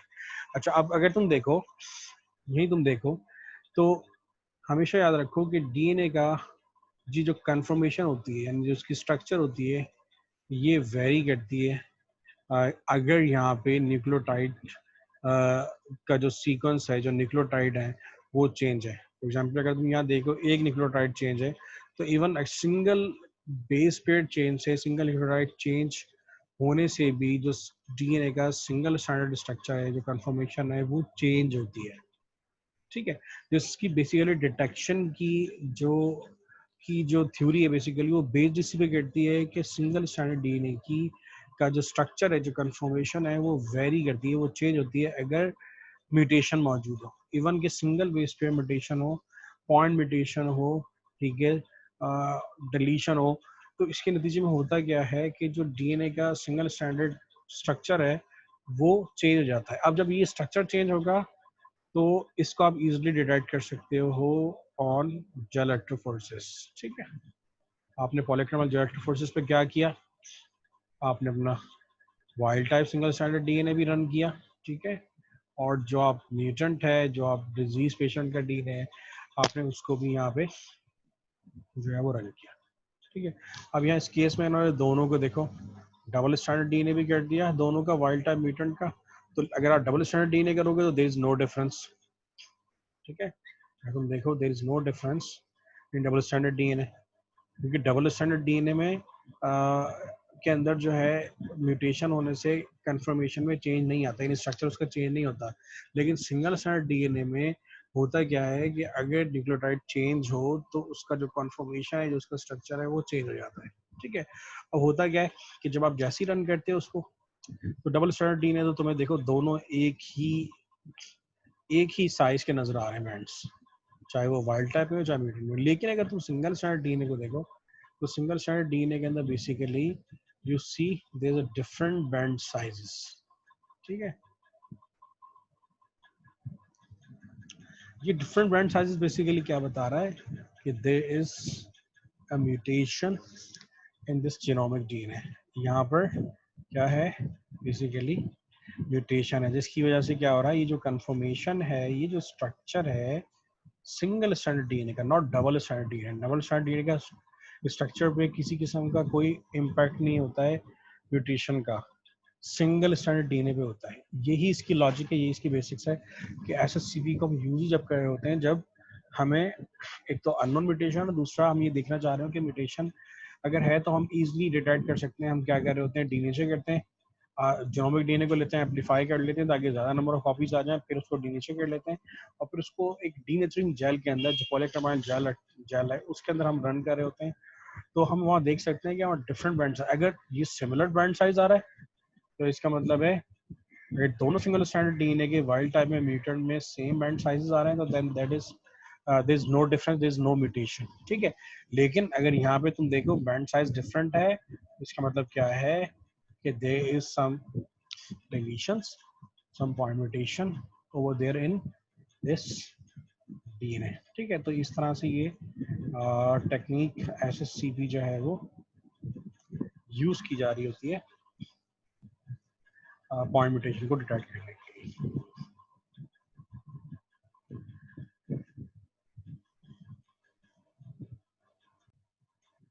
अब इसी तरह से एक और टेक्निक होती है जो denaturing gradient gel electrophoresis technique कहलाती है। इसमें क्या हो रहा होता है, इसमें भी हम बेसिकली जो अननोन म्यूटेशंस होती हैं, खासतौर पे जो पॉइंट म्यूटेशंस होती हैं, हम उसको डिटेक्ट कर रहे होते हैं। ठीक है, अच्छा अब इसमें होता क्या है, इसमें और बेसिकली एसएससीपी में डिफरेंस क्या है। इसमें बेसिक डिफरेंस ये है कि एसएससीपी में हम पीसीआर कर रहे थे एक तो, ठीक है, और दूसरा एसएससीपी के अंदर हम पहले डीनेचर कर रहे थे डीएनए को, यानी पहले उसको सिंगल स्ट्रैंड में कन्वर्ट कर रहे थे और सिंगल स्ट्रैंड में कन्वर्ट करने के बाद उसको फिर हम पॉलीएक्रामल जेल्टोफोरेसिस की तरफ लेके जा रहे थे, जहाँ उसकी हम कंफर्मेशन की बेसिस पे डिफरेंट बैंड साइजेस आ रहे थे, यानी उसकी जो फिजिकल स्ट्रक्चर है उसकी बेसिस पे डिफरेंट साइजेस आ रहे थे और हम ये डिटेक्ट कर रहे थे कि म्यूटेशन मौजूद है या नहीं है।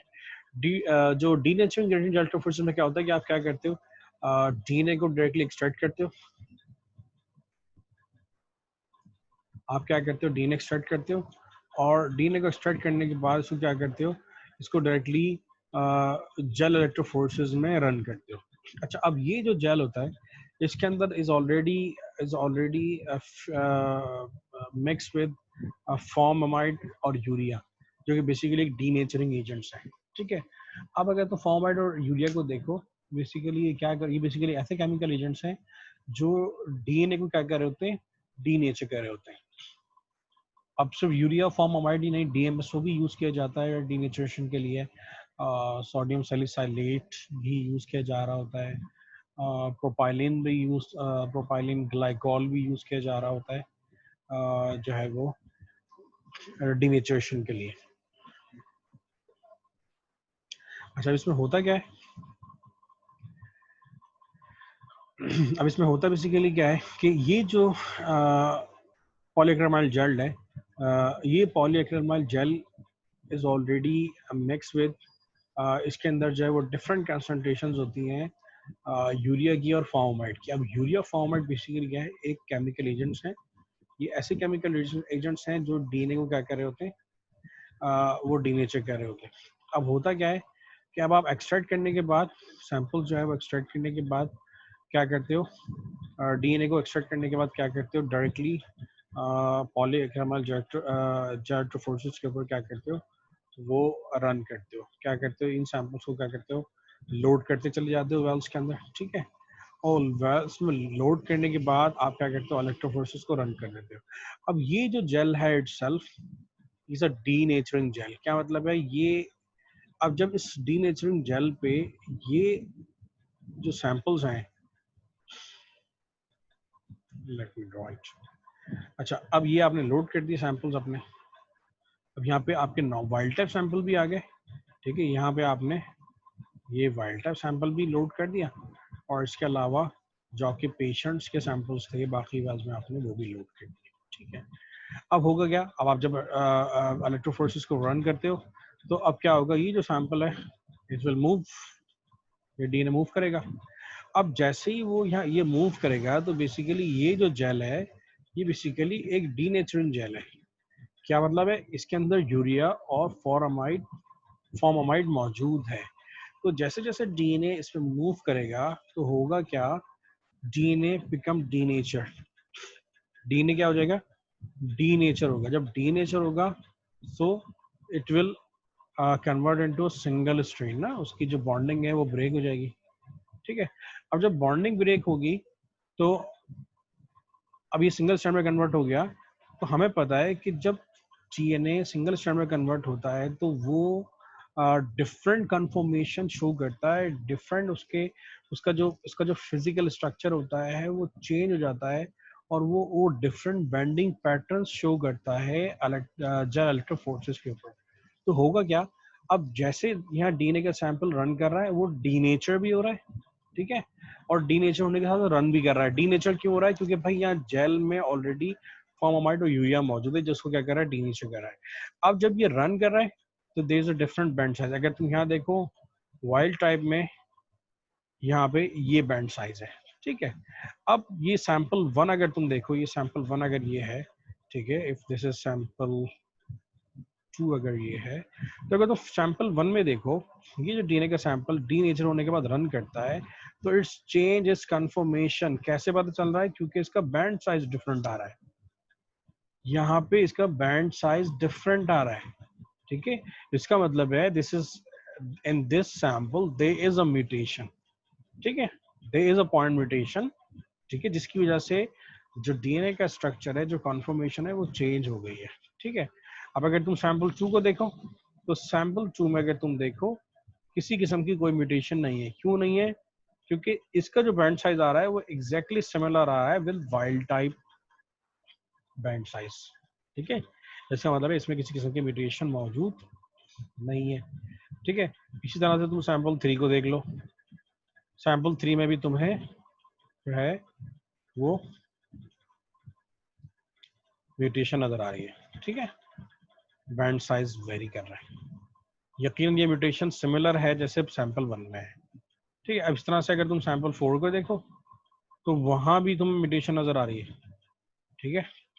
वहाँ एक और दूसरी तरह की म्यूटेशन नजर आ रही है क्योंकि वहां पे जो जो बैंड साइज आ रहा है वो बिल्कुल डिफरेंट आ रहा है दोनों से। जो पहले के तीन सैंपल है उन तीनों से डिफरेंट बैंड साइज आ रहा है। इसका मतलब है यहाँ दो डिफरेंट टाइप की म्यूटेशंस मौजूद हैं, ठीक है। तो बेसिकली जो डीनेचरिंग जेलेट्रोफोरेसिस है इसमें बेसिकली क्या किया जा रहा होता है, इसमें डिफरेंस बेसिकली ये होता है कि जो है यहाँ पे जैसे जैसे सैंपल रन हो रहा होता है जेल के ऊपर वो डीएनए जेल पर ही डीनेचर हो रहा होता है। ऐसा नहीं है कि वो पहले उसको डीनेचर किया जाए और उसके बाद इसको रन किया जाए, ठीक है। तो ये बेसिक इसमें डिफरेंस होता है। मैकेनिज्म दोनों का सेम होता है कि यहाँ पर एक्चुअली जो डायग्नोसिस हो रही है वो on the basis of structure हो रही है, जो फिजिकल स्ट्रक्चर है, जो कन्फर्मेशन है डीएनए की, उसी की बेसिस पर डायग्नोसिस हो रही है। अब यहाँ पे अगर वाइल्ड टाइप, अगर सबके जो बैंड्स हैं वो नॉर्मल वाइल्ड टाइप बैंड की तरह से नजर आ रहे हैं तो उसका मतलब है किसी किस्म की म्यूटेशन सैंपल्स में बाकी में नहीं है। लेकिन अगर यहाँ पे बैंड में वेरिएशन नजर आ रही है, ठीक है, जैसे वन सैंपल के अंदर डिफरेंट साइज ऑफ बैंड है, टू के अंदर डिफरेंट साइज ऑफ बैंड है, थ्री में डिफरेंट साइज है, फोर में अलग साइज है, तो ये बेसिकली वेरिएशन है। ये क्या बता रही है? ये बता रही है कि यहाँ पे पॉइंट म्यूटेशंस मौजूद हैं। तो जो बेसिक मैकेनिज्म है वो दोनों का सिमिलर ही है, वो दोनों का इन्फॉर्मेशन बेस्ड ही है, चाहे वो SSCP हो चाहे वो DGG हो, लेकिन सिर्फ और सिर्फ जो इसका मेथड है वो डिफरेंट है डिटेक्शन का। ठीक है। अच्छा, एक और जो टेक्निक यूज की जाती है अननोन म्यूटेशंस के लिए वो कहलाती है हेटेरो डुप्लेक्स एनालिसिस। तो हेटेरोडुप्लेक्स एनालिसिस में होता क्या है कि इसमें क्या किया जाता है, जो वाइल्ड टाइप यानी जो नॉर्मल सैंपल होता है, जो कंट्रोल सैंपल होता है, उसको मिक्स किया जाता है विद म्यूटेंट सैंपल, ये म्यूटेंट डीएनए के साथ, यानी जो सैंपल है जिसमें हम म्यूटेशन डिटेक्ट करने जा रहे हैं उसके साथ उसको मिक्स कर लिया जाता है। ठीक है, यानी एक तो कंट्रोल डीएनए लिया, ठीक है, और उसके बाद जो पेशेंट का डीएनए है या जिसमें हम म्यूटेशन डिटेक्ट करने के लिए जा रहे हैं उन दोनों को क्या किया जाता है, मिक्स किया जाता है। और उसके बाद मिक्स करने के बाद जो है बेसिकली क्या किया जाता है, इस पे भी, इसकी भी जो डिटेक्शन होती है वो इलेक्ट्रोफोरेसिस बेस्ड ही है, यानी इलेक्ट्रोफोरेसिस ही की जाती है, पॉलीएक्रिलामाइड इलेक्ट्रोफोरेसिस ही की जा रही होती है। ठीक है, और इसमें भी डिफरेंट बैंड साइजेस आ रहे होते हैं जो ये बता रहे होते हैं कि जी म्यूटेशन है या नहीं है। तो इसका बेसिक प्रिंसिपल है, इसके बिहाइंड वो क्या है, वो जो इसका बेसिक प्रिंसिपल है इस टेक्निक का वो क्या है, वो डीनेचुरेशन और रीनेचुरेशन है। क्या मतलब है डीनेचुरेशन रीनेचुरेशन का? देखो, डीनेचुरेशन का मतलब ये होता है कि डीएनए की जो हाइड्रोजन बॉन्डिंग है तो कॉम्प्लीमेंट्री स्ट्रैंड्स के दरमियान उसको ब्रेक कर दी जाए, यानी उनको डीनेचर कर दी जाए, यानी डबल स्टैंडर्ड डीएनए को सिंगल स्टैंडर्ड डीएनए में कन्वर्ट कर दिया जाए। ठीक है। रीनेचुरेशन क्या है कि ये जो डीनेचर्ड स्ट्रेन्स हैं ये दोबारा एक दूसरे के साथ क्या हो जाएं, रीएसोसिएट हो जाएं, दोबारा से कंबाइन हो जाएं, तो बेसिकली ये कहलाता है रीनेचुरेशन। तो जो इसका प्रिंसिपल है हेटेरोडुप्लेक्स एनालिसिस का, वो बेसिक प्रिंसिपल बेस्ड ही डीनेचुरेशन और रीनेचुरेशन पे कर रहा होता है। क्या मतलब है, किस तरह से बेस कर रहा होता है? ठीक है, इसको हम देख लेते हैं। होता बेसिकली इसमें क्या है कि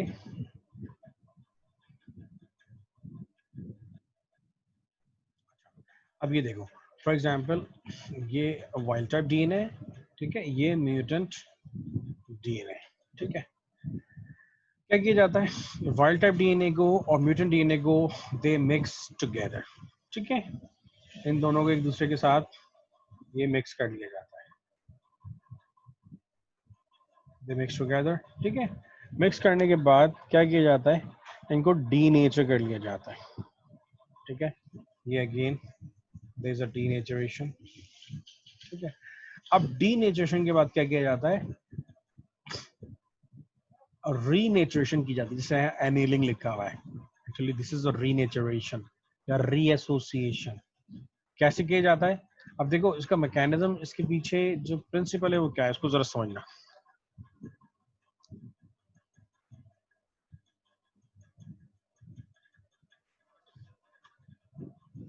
अगर देखो, अगर दोनों स्ट्रेन, अगर एक वाइल्ड टाइप की स्ट्रेन है, ठीक है,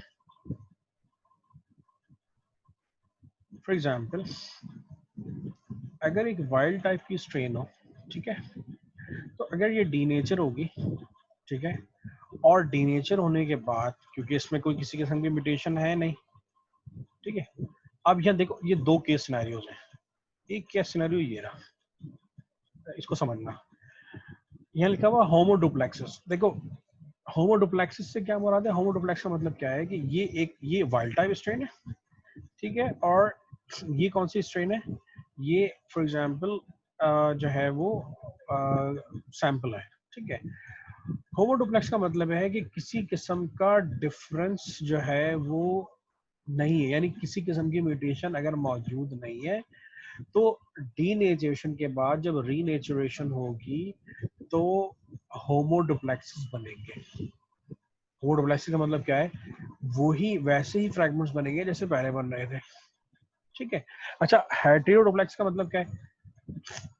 होमोडुप्लेक्स का मतलब तो ये है कि भाई म्यूटेशन नहीं है। जब म्यूटेशन नहीं है तो ये वाली स्ट्रेन्स जो हैं ये दोनों एक दूसरे के साथ, चाहे वो वाइल्ड टाइप की हो, चाहे वो जो है नॉर्मल, चाहे वो सैंपल की हो, वो जितनी भी सिंगल स्ट्रैंड्स हैं, अब सिंगल स्ट्रैंड जो सैंपल की है वो भी रीएसोसिएट कर सकती है वाइल्ड टाइप की स्ट्रेन के साथ। ठीक है ना, सिंगल स्ट्रैंड के साथ। तो ये रीनेचुरेशन, ये रीएसोसिएशन होमो है। होमो किस लिए? क्योंकि म्यूटेशन ही नहीं है ना, बोथ आर सिमिलर। कंट्रोल, इस कंट्रोल की जो स्ट्रैंड है और जो सैंपल की स्ट्रैंड है, बोथ आर एग्जैक्टली सिमिलर। तो अब डीनेचुरेशन हो, अब डीनेचुरेशन के बाद जब रीएसोसिएशन होगी, रीनेचुरेशन हो, क्योंकि मिक्स की एक जगह पे, अब क्योंकि इनको मिक्स किया हुआ एक जगह पे,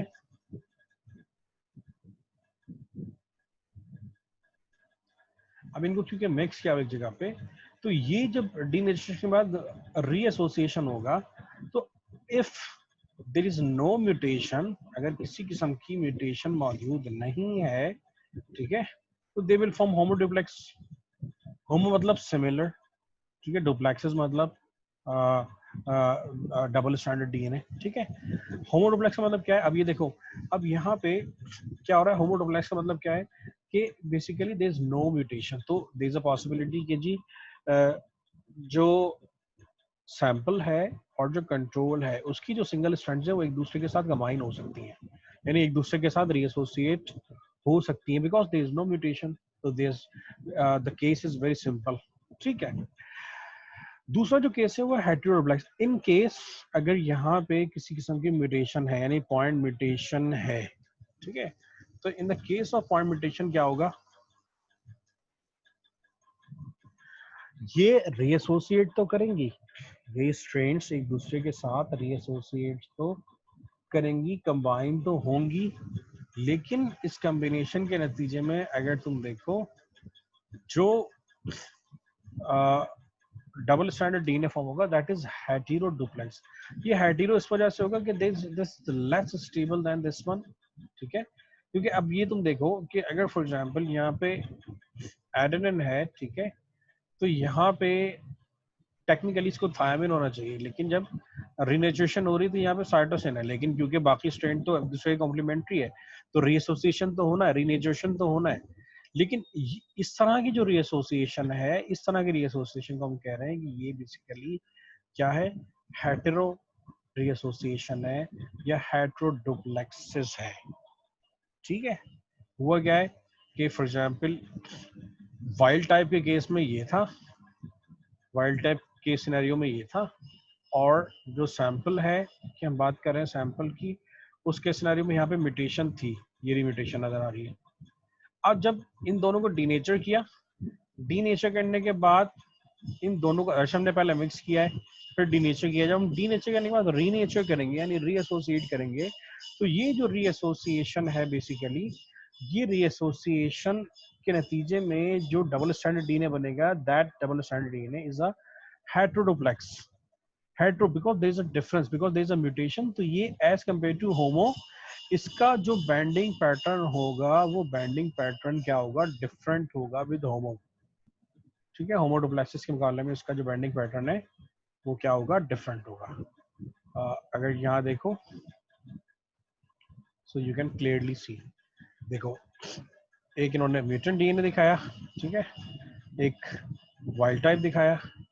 ठीक है, अब वाइल्ड टाइप में बैंडिंग पैटर्न आना चाहिए यहाँ पे।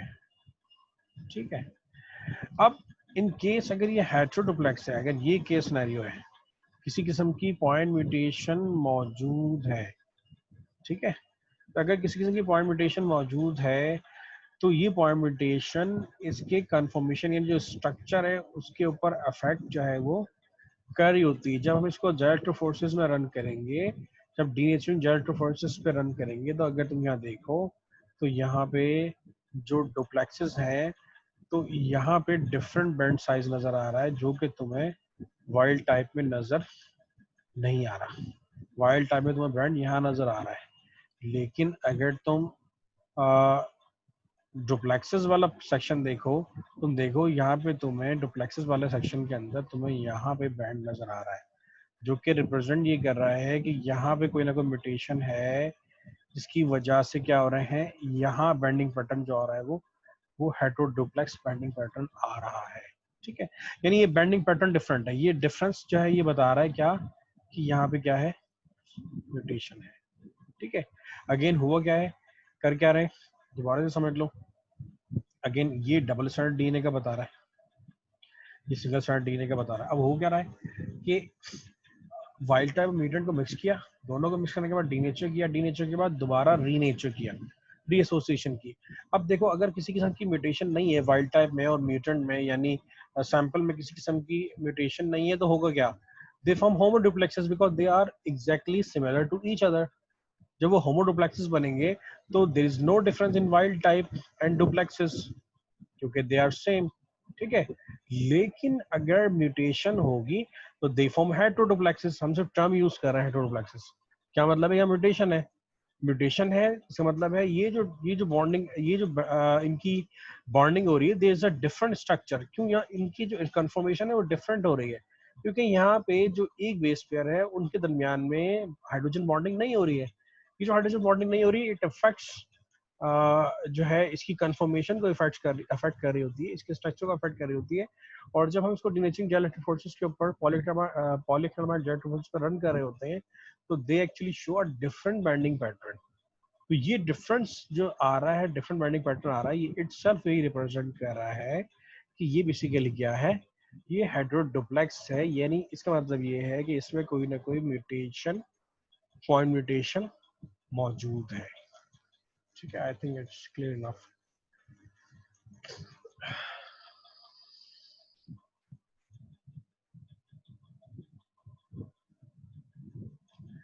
नेक्स्ट जनरेशन सीक्वेंसिंग मैंने पहले बताया कि सीक्वेंसिंग भी यूज हो रही होती है, नेक्स्ट जनरेशन सीक्वेंसिंग भी जो है वो यूज हो रही होती है। नेक्स्ट जनरेशन सीक्वेंसिंग मैंने थोड़ा सा पहले पढ़ाया भी था, मैंने टाइप से पढ़ाई थी, बताया था कि फर्स्ट जनरेशन सीक्वेंसिंग क्या थी, जो कि सेकेंड सीक्वेंसिंग को कह रहे होते हैं, next generation sequencing, then second generation को नेक्स्ट जनरेशन सीक्वेंसिंग कह रहे होते हैं, और थर्ड जनरेशन जो भी आने वाली है। तो नेक्स्ट जनरेशन सीक्वेंसिंग का जो टॉपिक है वो आपका एक असाइनमेंट है। तो नेक्स्ट जनरेशन सीक्वेंसिंग के ऊपर आपने असाइनमेंट बनाना है कि बेसिकली नेक्स्ट जनरेशन सीक्वेंसिंग है क्या, और नेक्स्ट जनरेशन सीक्वेंसिंग जो है वो को किस तरह से यूज़ किया जा रहा होता है म्यूटेशन डिटेक्शन में। तो ये वाला जो टॉपिक है, जो लास्ट जो आपकी हेडिंग है, वो बेसिकली आपका एक असाइनमेंट है जो आपने फॉर्म करना है। ठीक है, तो दैट्स ऑल फॉर टुडे।